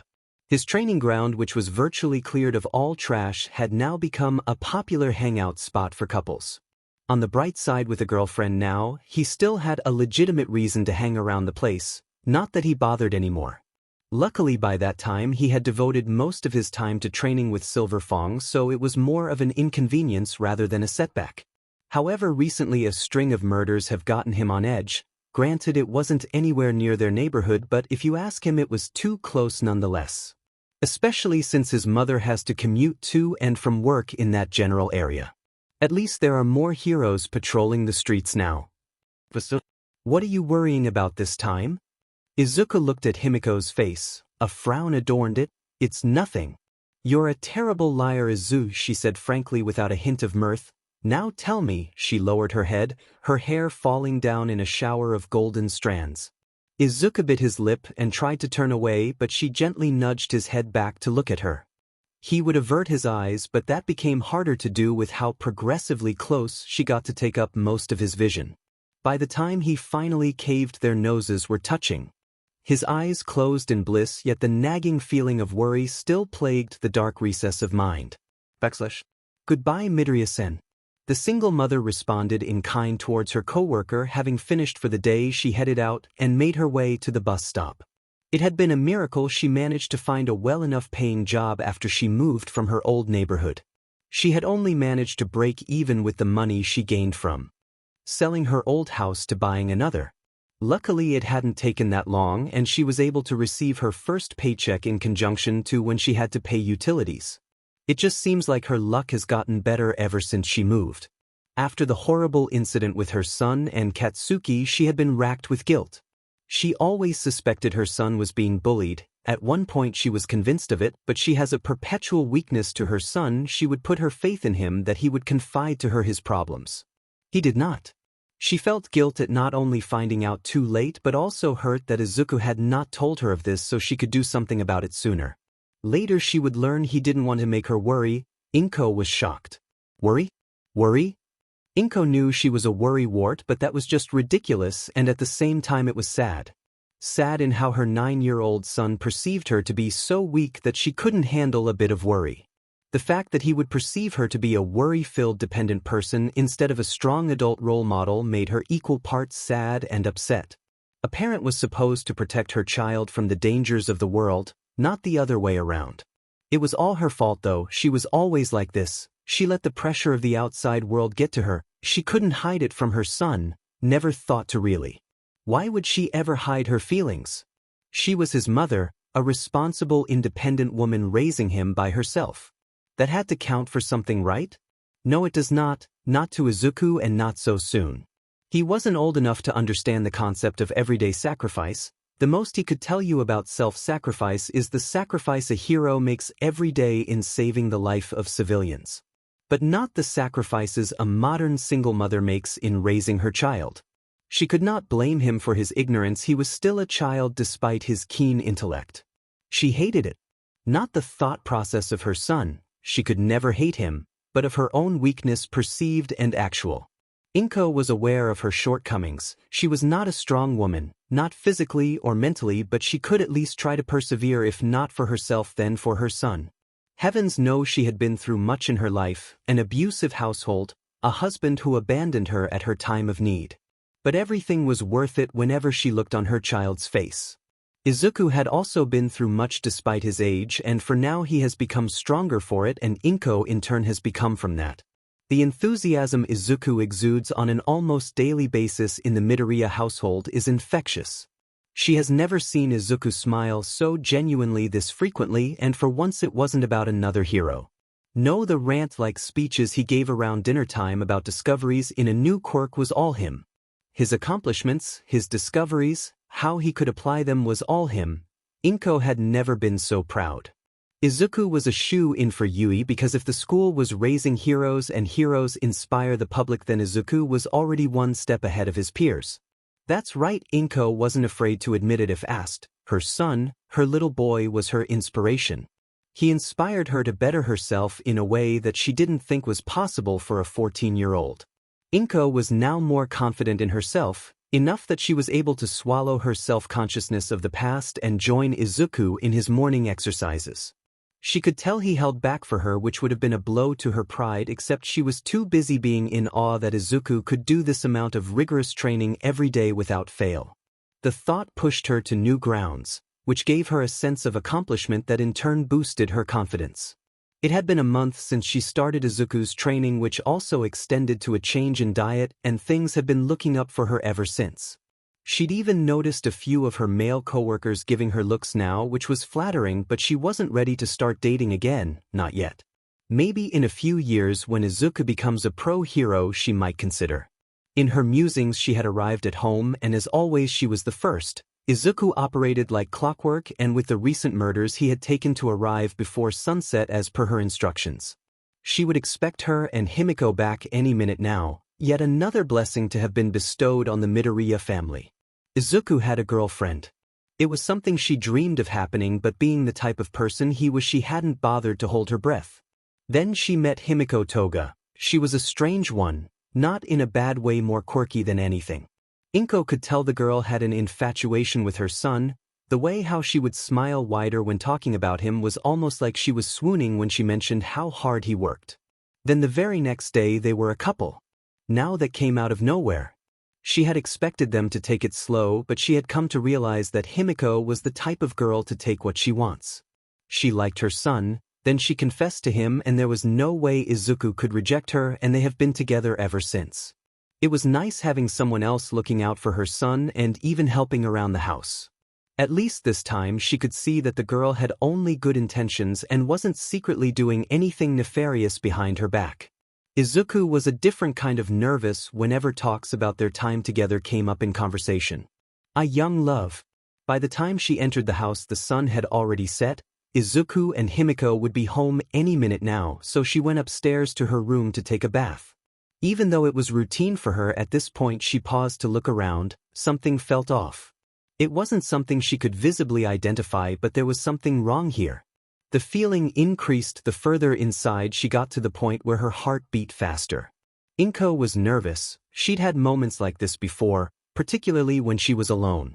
Inko Midoriya was no stranger to fear, but there would always be a prevalent explanation for her feelings. Right now it just felt wrong, off. Inko jumped, almost squeaked in alarm when she heard the faint sound coming from behind the door to her room. Sweat formed on her brow, the fear reaching a fever pitch. She started retreating with her gaze still fixed to the door. Something smashed through the door and Inko froze as the 7-foot-tall man wearing a dark hood turned towards her. She couldn't see his face, but she could feel his eyes roaming over her. Increasingly shivering form. For a split second their eyes meet, and he grinned. Inko was greeted by jagged, disfigured teeth as the man advanced at a brisk pace. Inko didn't think for a second. The moment he twitched she ran, descending the stairs as fast as she's able towards the door. Something impaled her leg and she fell down the rest of the flight of stairs. She ended up crashing the back of her head on the wall. Her vision was blurry and her ears rang, but she could make out words being spoken by the man. By the time her vision cleared, I saw him making his way down at an almost leisurely pace. Her leg was bleeding and useless. She didn't care and pulled herself up, beginning to limp to the door. She didn't make it 2 steps before something impaled her other leg and she fell flat on her face. Looking back, she whimpered when she saw the instrument of her disability rip itself from her leg and back into the man's mouth. It was a tooth. He was using his teeth to attack her. Pretty, she heard him growl. Tears started running down her face as she made to crawl away. The path to the door, not more than 10 feet away, seemed to stretch on for miles. Her palms were impaled next and a scream tore through her mouth. She felt several more of his teeth impale her body, causing her to lose her voice. The combination of pain and unbridled fear caused her mind to slowly shut down to preserve itself. Show me more flesh. So pretty. Inko fell unconscious in a pool of her own blood. Himiko and Izuku walked hand in hand with a smile their face and skip in her step, at least in Himiko's case. Izuku was still recovering from the passionate makeout session. Himiko, once again, instigated in the backyard of the dojo. He didn't really know how much time had passed. One moment they were watching the evening sun, the next thing he knew the sun had gone down and Silver was in the process of throwing them out his dojo. So it was that Himiko started to basically lead him home while he sorted his mind out. Months of dating and he still couldn't get used to some of his girlfriend's quirks, but in his defense her kisses were frequent and frankly out of this world. It's now a known fact at school that he has a girlfriend, which is inconvenient because a lot of people, jealous guys, kept hassling him about it. Apparently it was against the laws of nature for a quirkless loser to have a girlfriend, let alone a cute one. And they made sure to confront her on that. Since he's Deku, then it means he must have an angle, lies, money, blackmail, etc. As if he could even do any of those things to Himiko. He went to defend himself, but Himiko beat him to the punch, and the looks on their faces when she was finished tearing into them verbally, with a cheerful fake smile, was something that would forever be ingrained in his memory. Priceless. Also the look on his face when she capped her award-winning speech with a deep kiss in front of the already broken boys, and every single passerby, would be something forever ingrained in their memory. Also priceless. At least for a while anyway, Izuku wasn't afraid to demonstrate the fruits of his training if the need arises, which thankfully didn't. The one silver lining about this school compared to his last was the zero-tolerance policy it held when it comes to quirk abuse and bullying. They tried to get him outside of the school in some misguided revenge plot, but that plan went south when Himiko gave them the look. Even Izuku was scared of the look, and why shouldn't he? Himiko can be scary when she wants to be. Speaking of, Izuku had noticed the gradual slowdown of their trek the closer they came towards the house. Then they stopped as Himiko took the time to observe the building. All the lights were on, nothing seemed out of place, but Himiko still looked suspicious. Himiko! Something's wrong. Her eyes narrowed as she approached. Something stinks, she thought, actually smelling the air lightly. Without another word she ran the rest of the way with Izuku following close behind. Himiko, what's wrong? She didn't answer, and instead opening the door, both teens froze at the sight that greeted them. Inko Midoriya laid sprawled on the ground with her eyes closed.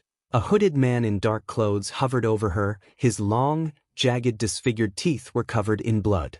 Izuku froze in shock and fear as the man regarded them. Himiko, on the other hand, acted immediately, her expression blank. She leapt across the room and landed a flying kick across his face. He flew with the force of her impact and Himiko landed. Izuku, get her out of here!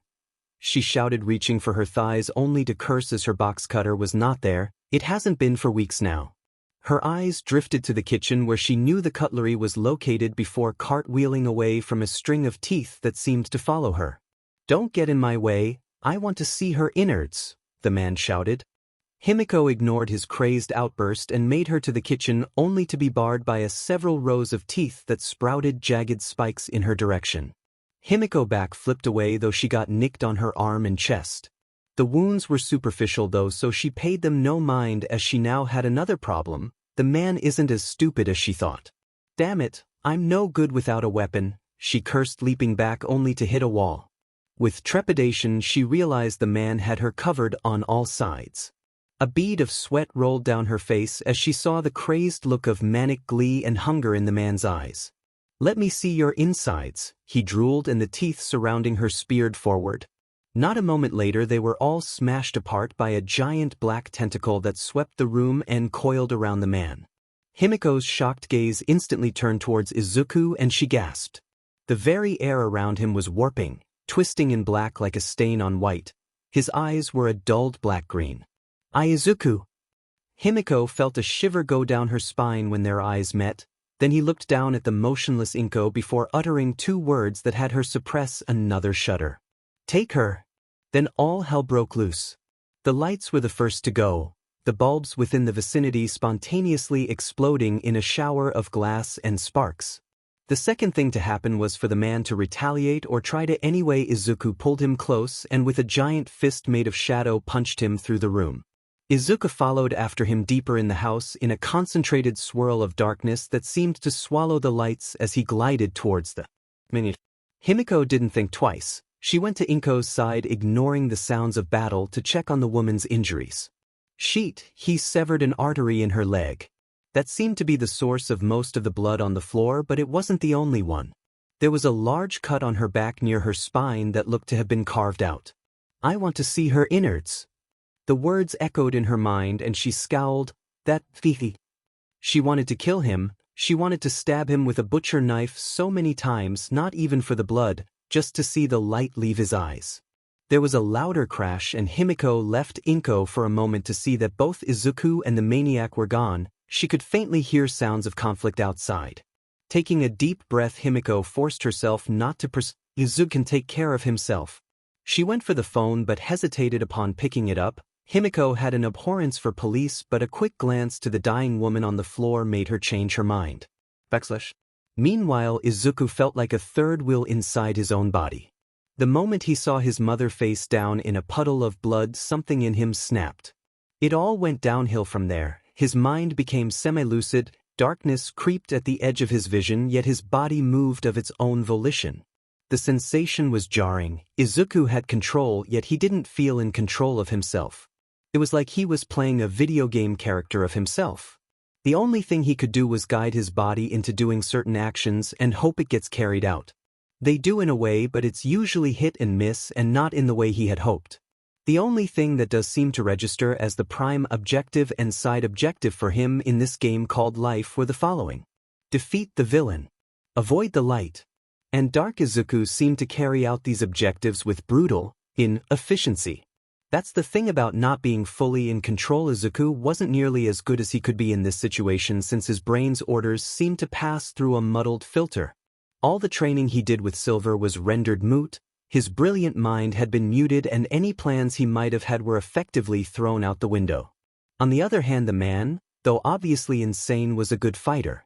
He easily had Izuku beat in speed and maneuverability, while Izuku had more raw power, but without proper coordination he was at a disadvantage. Izuku was knocked to the ground where he rolled away from being skewered and moved his palm out, sending a thick shadow tendril the man moved away from at the cost of some of his teeth formation. He seemed unperturbed though, as the broken-off teeth seemed to grow back and attack with a vengeance. He leapt away using the shadow to propel himself from the onslaught before he got caught in luminance of a street light. "Ah," he hissed in a moment as his power weakened. The moment of weakness was all the man needed to get him. Izuku made a wall of shadow, but it hardly made a difference. The teeth speared through his barrier and pierced through his shoulder and leg. He screamed out in pain. A tentacle smashed the lights out and coiled around the offending object. Like ink, it traveled until it ended up at the source, then without preamble slammed into his face, violently ripping out his teeth at the root. The man yelled in pain but was coherent enough to leap aside from the follow-up. He retracted his tooth, regarding the teen more warily than before. Izuku ripped the appendage from his person. His powers already cauterized the wounds, not that he needed his limbs. Using several tendrils he slowly rose, his eyes now more pitch black and staring into the soul of a maniac. Suddenly all the street's lights went out in several smashes in their vicinity, encasing the area in darkness. "Come again and be careful out there," the store manager warned. "Thank you," she greeted, walking down the street. Things were a little hot right now, especially for women with the string of murders going around. Her pace was faster than normal as she made for home. She could see that the streets were empty. In fact, there was an entire section devoid of light. A power outage. Weird, since the entire block is powered by a single fuse box. If there was something wrong with it, then she would have needed her night vision goggles to continue walking. Not that it really mattered, she wasn't even headed in that direction, so whatever was happening wasn't her problem. A body was sent flying from a dark corner and crashed into a car with enough force to cave in the metal door and obliterate the windows. She froze, then pressed herself to the corner when the person pushed himself to his hands and knees. Her bags were dropped the moment she saw something fly out the dark, and her hands fumbled around the pocket of her cargo pants. Come on. Finally she took it out. A makeshift taser gun of her own design. It could charge up enough voltage to take down someone with thick skin, in theory. Although her theory was correct, since it did take out that one guy with a brick skin quirk. Mutterings from the guy caught her attention. She cringed once she got a good look at him. He was beat up real bad. His face was disfigured, had a few teeth missing, blood was staining his clothes. She felt sorry for him, up until he noticed her looking and his eyes widened in manic glee in conjunction with his teeth. Before he could fully stand though, a giant fist made of darkness smashed him back into the car, earning a startled gasp from her. The appendage slithered back into the darkness and out came someone else. He was shorter than her, his back was hunched and he seemed to drag his feet. Not that she noticed what with his features literally being shadowed by darkness with writhing tentacles here and there. Her breathing became ragged as she backed away, but that was the wrong thing to do as the walking silhouette paused its advance to the downed man and slowly inclined its head in her direction. She let out a gasp at the visage of abnormally dark eyes staring at her. The street lights flickered as its entire body turned in her direction. She held up her trembling hands, pointing the gun at him. Stay back. It inclined its head at the rather toy-looking gun, then at the girl before reaching out its hand. She pressed the trigger and 5 barbs sprung from the mechanism onto its chest, charred by 30,000 volts of pure electricity. The electricity was actually visible as it sparked off its body in arcs.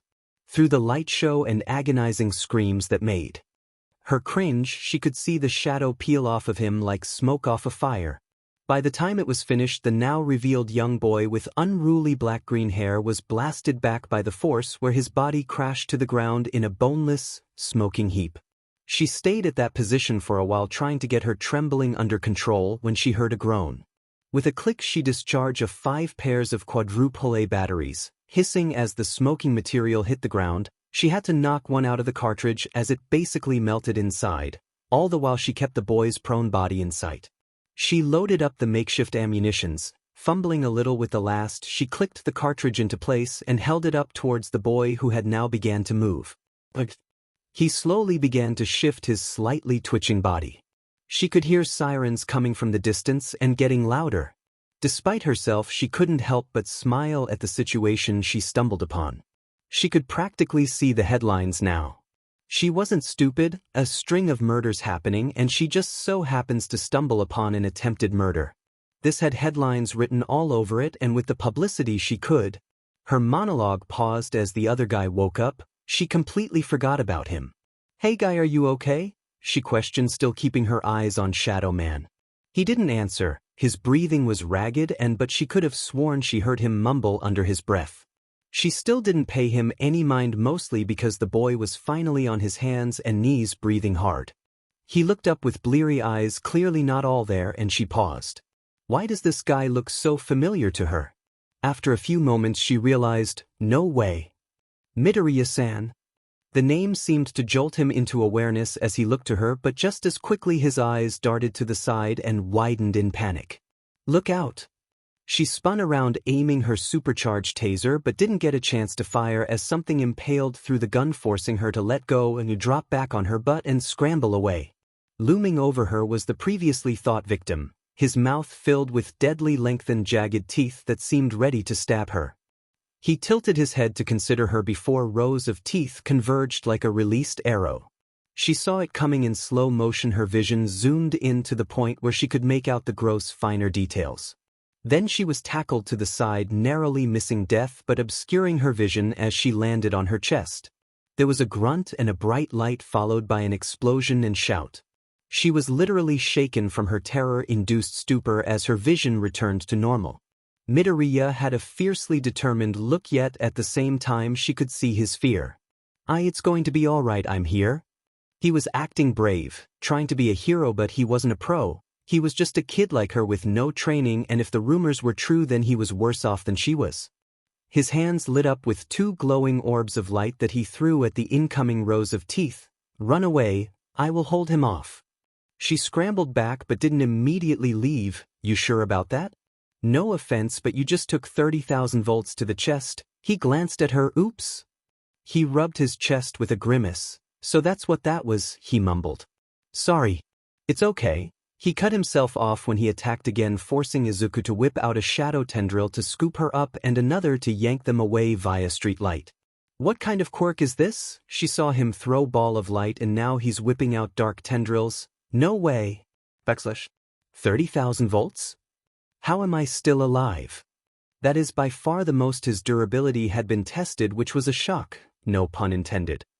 Although it explains why he's feeling pain in his chest, it was difficult but not too difficult to breathe, and the constant movement wasn't doing him any favors, and that was while his dark quirk was numbing most of the pain. That much power applied directly to someone's chest could stop someone's heart a couple times over. How did she even manage to get a weapon? Because he saw one. Like that. She was his age. Gah! He fell short but didn't dare drop the girl and instead ducked into a dark corner, making sure to kill the street light. He was really hoping the police sirens would deter the criminal while he gathered his bearings. He could still push himself, but he didn't want to press his chances against a psychopathic villain while he wasn't at 100%. He kept his ear out in case they were followed, but once the coast was clear he leaned against the wall and slid down with a huff.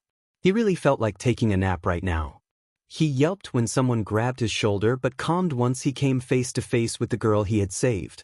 Is he gone? Izuku swallowed. I'm not sure. Stay here. Are you out of your mind? Maybe, he thought but didn't deign to answer the question. Should have brought the flashbangs, he heard her mumble. Flashbangs? He regarded her with a confused expression from his peripherals before they widened in shock. She turned a second later in time to see a wide-open maw of razor-sharp extending teeth closing in on her face. To Izuku's surprise, instead of freezing up, as he would have likely have done, the girl did an impressive dive to the side, narrowly missing the deranged man. Izuku reacted in that moment with his expression schooled in conviction. He did an uppercut, putting all his weight behind it, and with a mighty yell of smash, a giant fist of shadow leapt from the ground and crashed under his chin, knocking out most of his teeth and knocked him into the air. In the brief rain of teeth and blood, the man miraculously gained consciousness 2 stories up, and a pair of his teeth latched onto the 2 buildings. He glared hatefully at the small panting boy with blood dripping from his toothless gums. Hinder me, no more, die. His mouth opened impossibly wide and teeth shot out like missiles. Die. Izuku's fist balled and he ped his fist back as a pool of shadows gathered beneath his form. Plus Ultreya. The moment he let his fist fly, a shadow twice as large as his body shot from the ground, temporarily obscuring his body, and formed into a giant fist that easily smashed through the sharp teeth like they were styrofoam. The fist impacted the man, sent him through the side of the building where it soared across the street and landed with a dull crack. For a moment he laid still, then twitched. Bam! A shadow fist stomped him down where he remained unmoving, and Izuku released his dark powers, feeling the warmth returned. Is it over? Izuku nearly jumped at the voice but was truly too tired to react much. I think so. He turned to look at the girl. Are you all right? I'm fine, but the girl looked him up and down. You don't look so good. He didn't feel so good either. The edges of his vision were growing darker. I thought you didn't have a queer hey?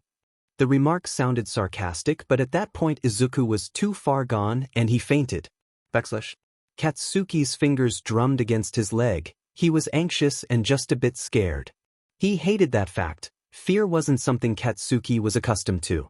Oh, he had a taste of it in his younger years, and that one isolated incident with his mother not so recently, which will not be remembered, but nowadays Katsuki would usually curb stomp his fear into the ground and double tap it with an explosion to make sure it knew its place. Now the Sunuva beach was back with a vengeance, and this time Katsuki didn't have the means to put it down. It's not like his fear, God, he hated that word, was a person or object he could fight, kill, and it's not like it was internal so he could rationalize. No, the worst kind of fear for someone like Katsuki Bakugo wasn't fear for himself, it was fear for someone else. Beyond those doors leading to the ICU, Inko Midoriya was in the middle of surgery. Apparently she suffered from some few yet lethal. She lost a lot of blood, had internal bleeding, and Katsuki would rather not think of the exact details. And during all this Katsuki noted that Izuku wasn't there with them in the lobby, but Katsuki wasn't too worried about him, oddly. That idiot was probably in another room being treated for stupidly trying to protect her from the villain. He wasn't surprised that his guess was partly right, and Izuku was in fact unconscious in another room in a separate wing being treated for his injuries and exhaustion from overuse of his quirk. Katsuki didn't go to see him because he's pretty sure if he did see Deku's face he would most likely finish what that villain started. It didn't matter that Izuku not only stopped but defeated a villain psycho serial killer cannibal, and it didn't matter that he managed to save another civilian while he was at it. What did matter to Katsuki was that the little fucker left Inko bleeding out on the ground of his living room to do it instead of calling the cops. If Katsuki was being honest, he felt disappointed and confused, but mostly said he would do that, just left his own mother to go be a hero to someone else. What the F-? This was all explained to him by his mother after her inquiry to the lead investigator, the would-be victim, her parents, and Izuku's girlfriend. What the F-? Katsuki had no business prying into someone's romantic life, least of all Deku's, but that particular revelation made the man pause, and at that moment he felt the universe shift right around him. Now that conversation took place roughly an hour ago. The girl Deku saved was long gone, and since Katsuki absolutely refused to see him, he has been stuck waiting in the lobby. Up until a few minutes ago, his mother and Deku's girl, he didn't bother learning her name, were with Deku. He said a few minutes ago because they had seemingly gotten tired of seeing his sorry, but in reality visiting hours were about to be over and they wanted an update on Inko. Thankfully the doctor informed that she was now stable and will make a recovery, physically. Inko, in Katsuki and his mother's opinion, was an emotional mess most of the time and is the one person they knew who was even worse than Deku, because who did he get it from? If her son getting into a dangerous fight was enough to have her move as far from the neighborhood as feasibly possible, then how much worse would she be after almost getting killed? Katsuki cursed under his breath. This family was going to be death of him. It's terrible. Katsuki red gaze turned to the only other teen, presumably his age, Deku's girlfriend, he reminded himself. Then there was that feeling of how wrong that felt, or maybe it was just her.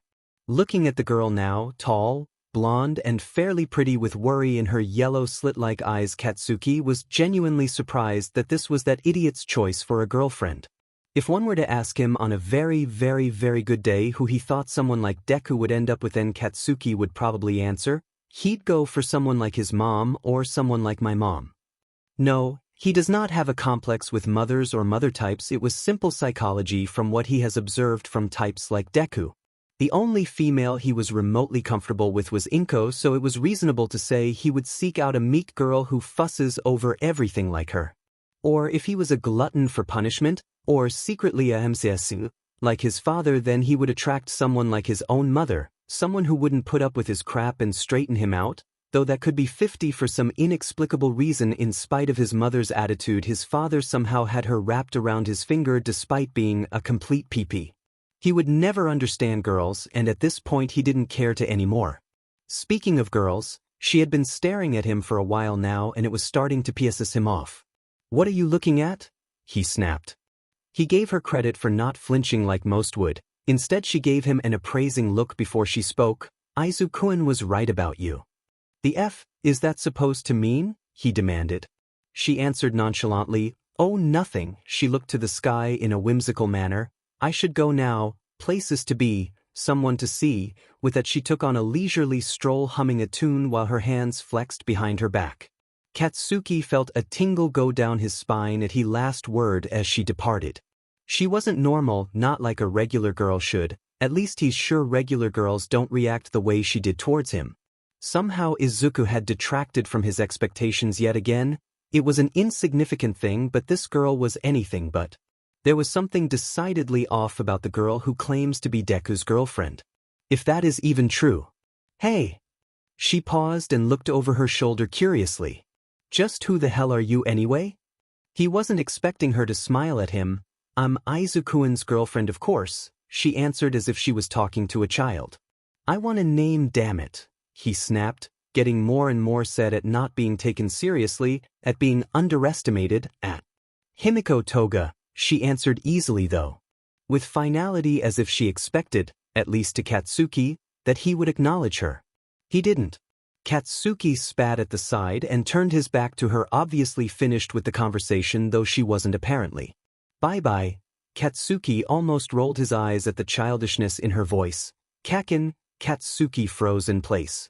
Absolutely no one called him that name since kindergarten.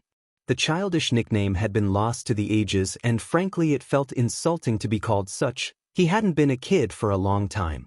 The only person who he would allow to get away with it were his family, and only the older ones or Inko, and by grudging extension once upon a time Deku. For her to call him that, and in such a way that it sounded intentionally mocking, was an affront to his pride. There was no question who she had learned that nickname from, and he could swear he heard the little sheet laughing to him now. The thought made his palms started sweating in preparation for an explosion. His expression had a nasty snarl as he whipped around ready to show her just why Deku had moved away from their old neighborhood. He wouldn't hurt her, of course, but he would renovate that smirk off her face for sure. Except that he couldn't actually, because Himiko Toga was nowhere in sight the second it took for him to turn around after she spoke not 10 feet away from him. Katsuki's bewildered expression slowly melted away as he straightened his posture and looked around. There are a number of definitively plausible reasons why she could up and disappear, but Katsuki refused to dwell on them.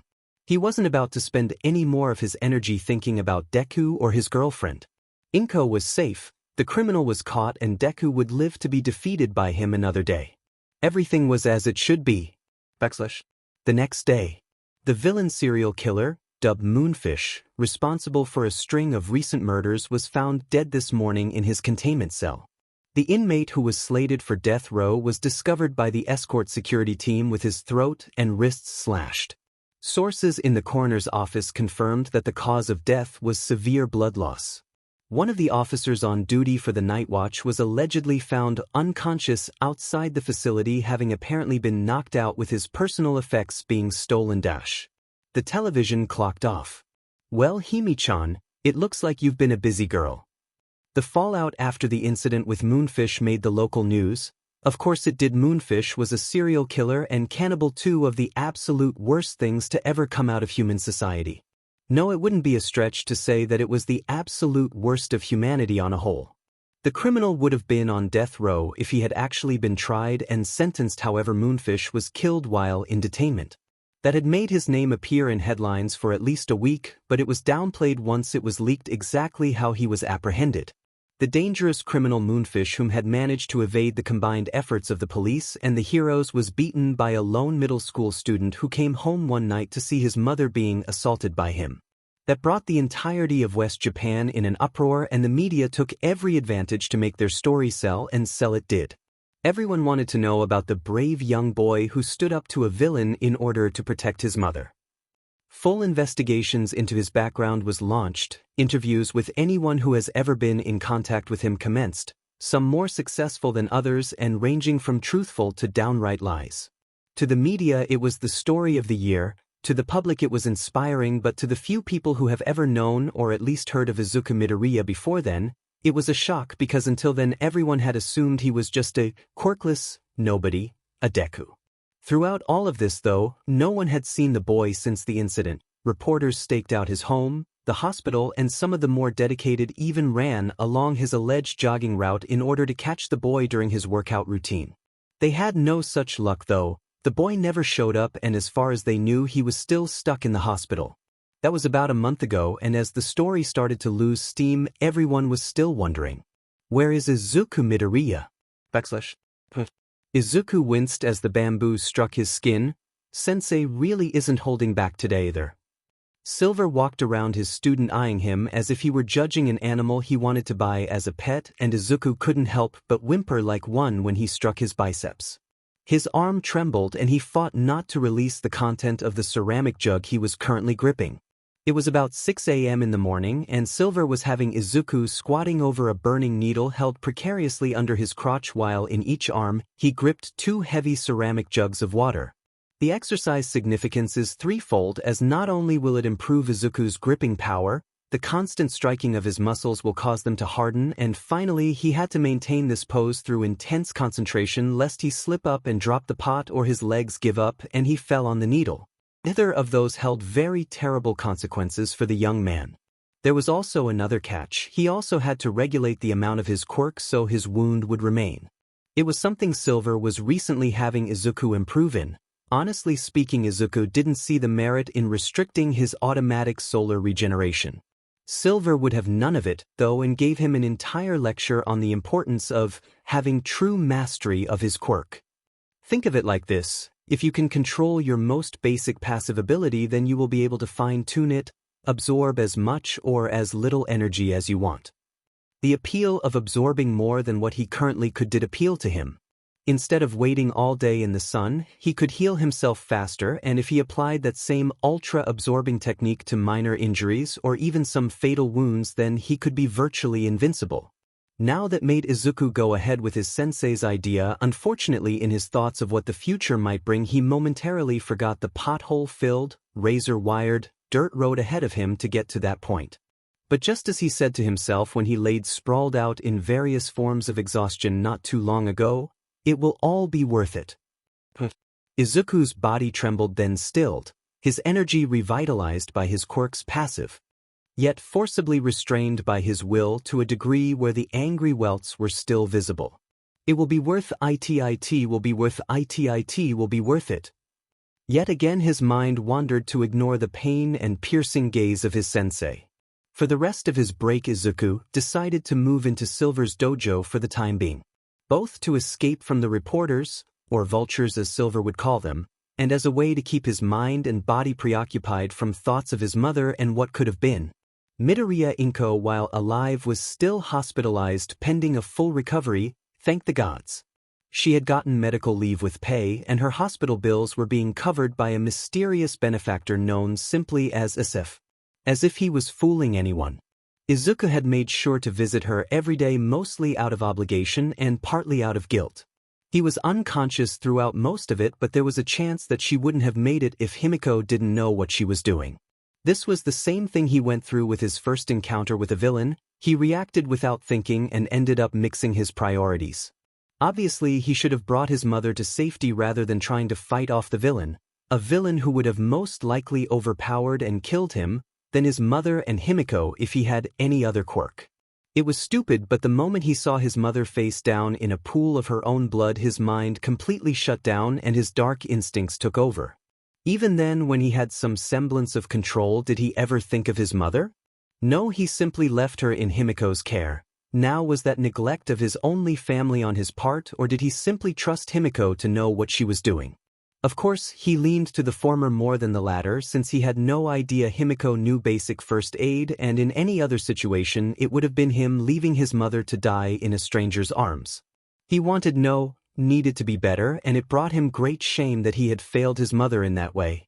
Not even his triumph over Moonfish had made that revelation any better, and he'd heard from Himiko that even Katsuki was more concerned with his mother's health than raging over the fact that he beat a villain. He knew his friend, and he knew he would definitely have a problem with how he defeated a villain before him. It only seemed natural. You really messed up when Katsuki Bakugu remains silent in the face of someone outshining him. He never saw his friend, but from the scant times Himiko had seen him, it seemed that Kaken hadn't changed much, and in fact it might have gotten worse if the message Himiko relayed was anything go by. Tell that useless bee to watch himself next year. I'll knock him down from his high horse soon enough. Kaken, don't ever change, Izuku thought wistfully. Hey, at the very least Katsuki acknowledged that he had a chance in Yui.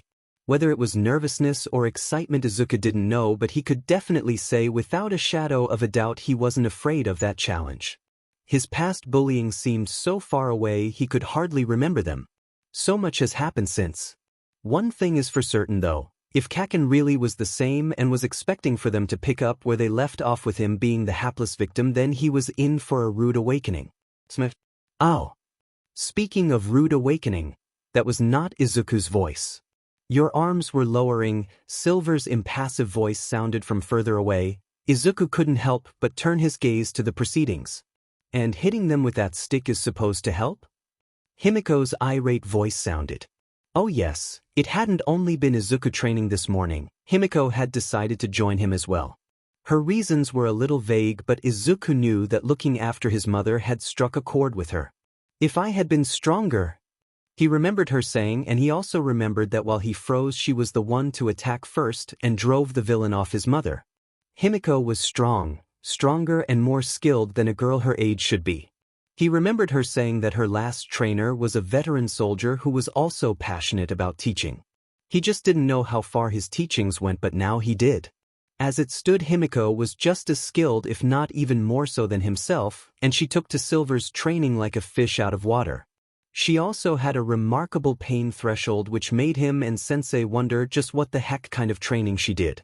At this point, Izuku was sure that her complaining and snide remarks were just a way to get on Silver's nerves.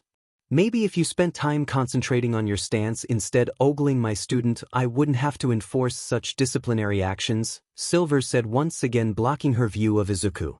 Said boy couldn't help but blush. He was after all shirtless and in shorts, so Silver could see his muscle development. And yes, Izuku did have muscles and abs. It wasn't anything overtly noticeable, but it wasn't anything to scoff at either, for someone his age at least. Himiko, in true Himiko fashion, had made it clear she approved of his developing physique. Likewise, Izuku has also approved of the way she approves of his biceps by constantly hanging off of his arm and pressing her developing chest onto them, but that is a story for another time. Well, he's a healthy young boy and Himiko is a pretty girl, and his girlfriend. You can't possibly blame him for noticing something so obvious. It's not like she's hiding her apparent lust for him either, otherwise Silver wouldn't have felt the need to place their rooms on the complete opposite ends of his dojo, with the only way to get to each other's rooms is to pass by his own. So far, Izuku has woken up to Himiko tied up to the naughty log outside 14 times. Izuku snickered a little at the memory and got smacked in the face with a pebble for his troubles. Eyes forward, Izuku, Silver intoned absently, using the stick to juggle a significantly larger pebble. Yes, sensei. Ugh, I'm beat, Himiko yawned, dropping her head on Izuku's shoulder.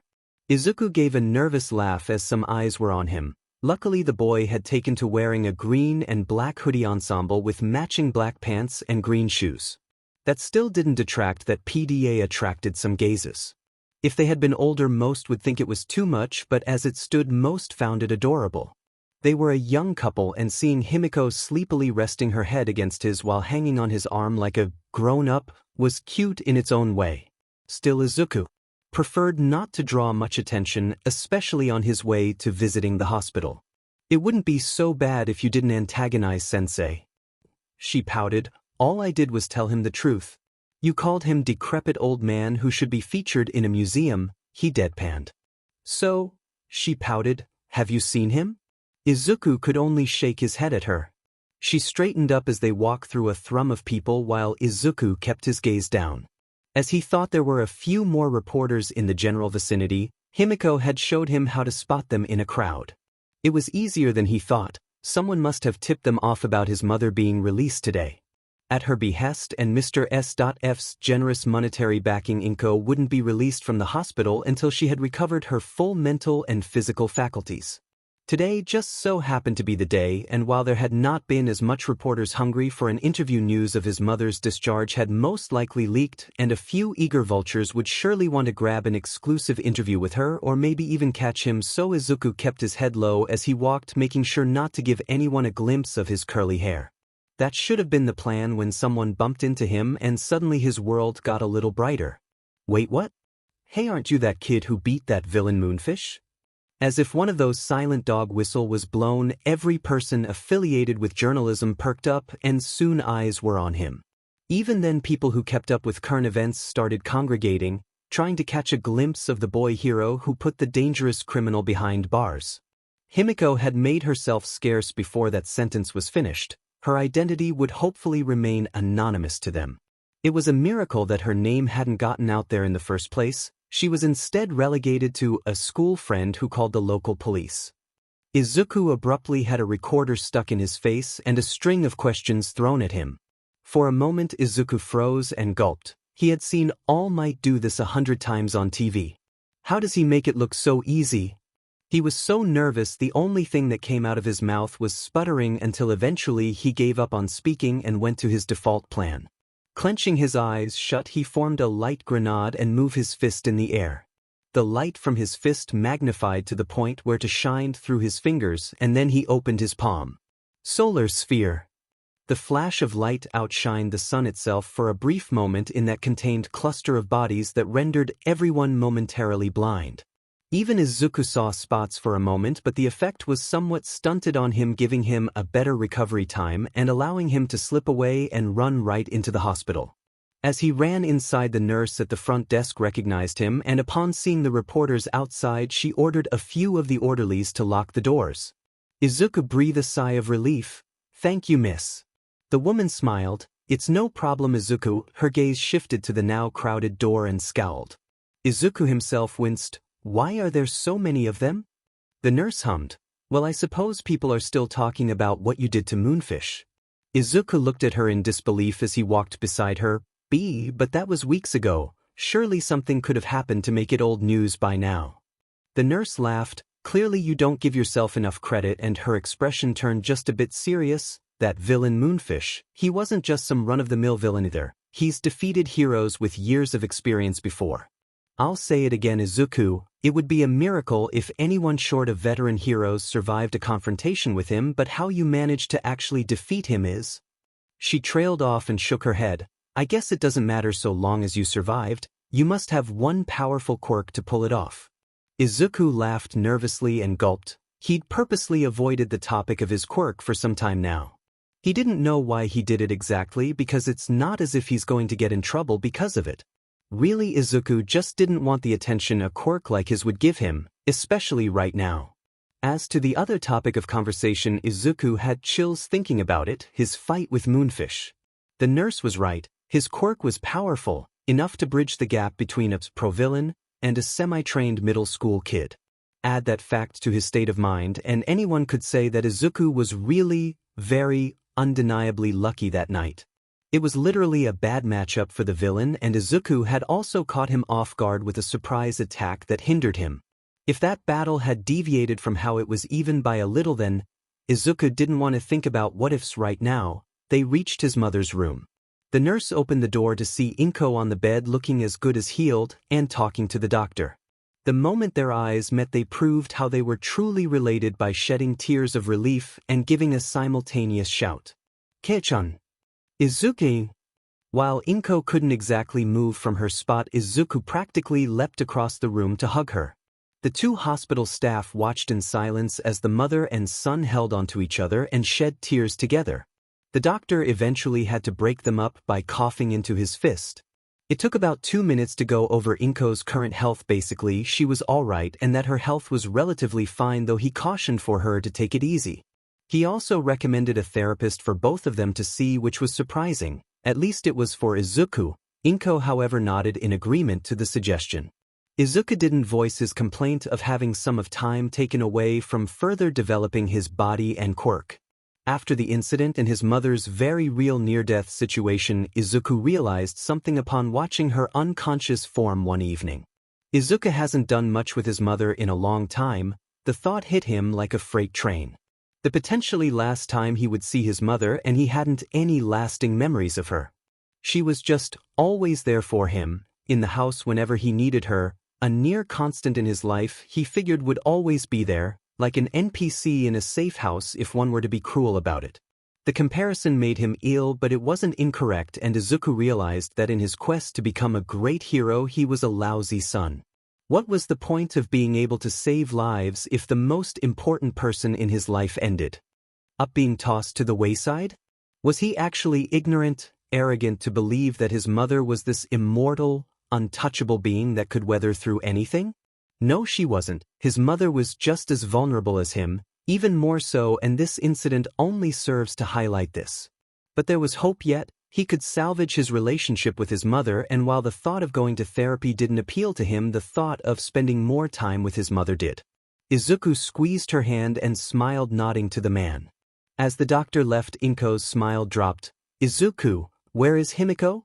"Oh, now that I thought about it, she must have had some trouble getting in with all those reporters outside." "Oh." His mother seemed mollified by this as she leaned back into the bed. "I hope she's all right." Izuku smiled. "Don't worry, Kasen. Himiko can take care of herself." Where is he? Himiko had a scowl on her face as she tried and failed to spot her quarry.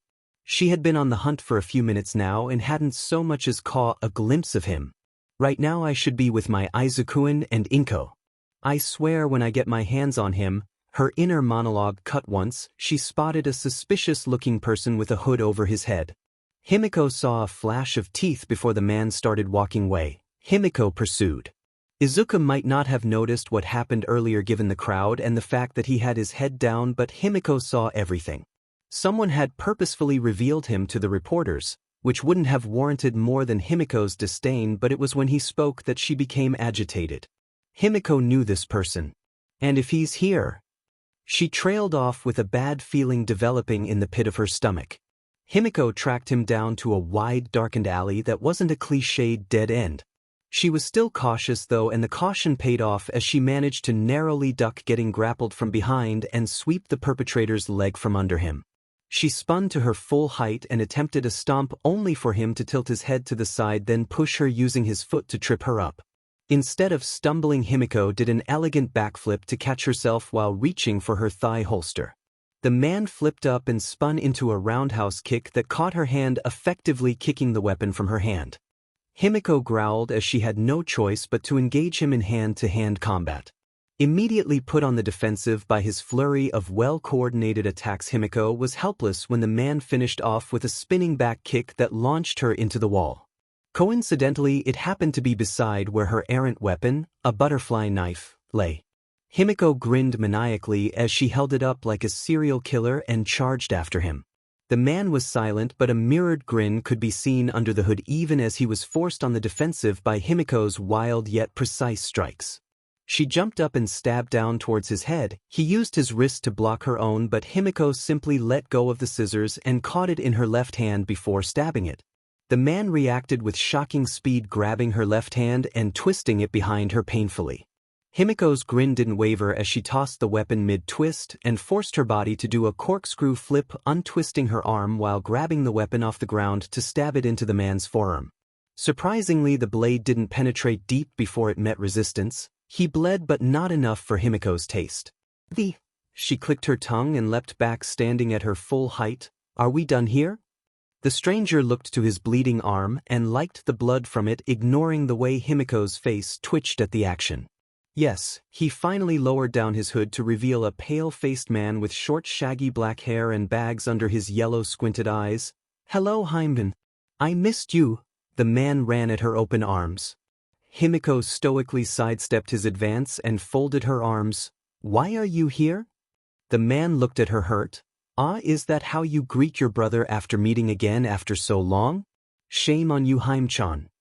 I don't want to hear that from someone who thinks attacking his sister is a proper greeting, she shouted back.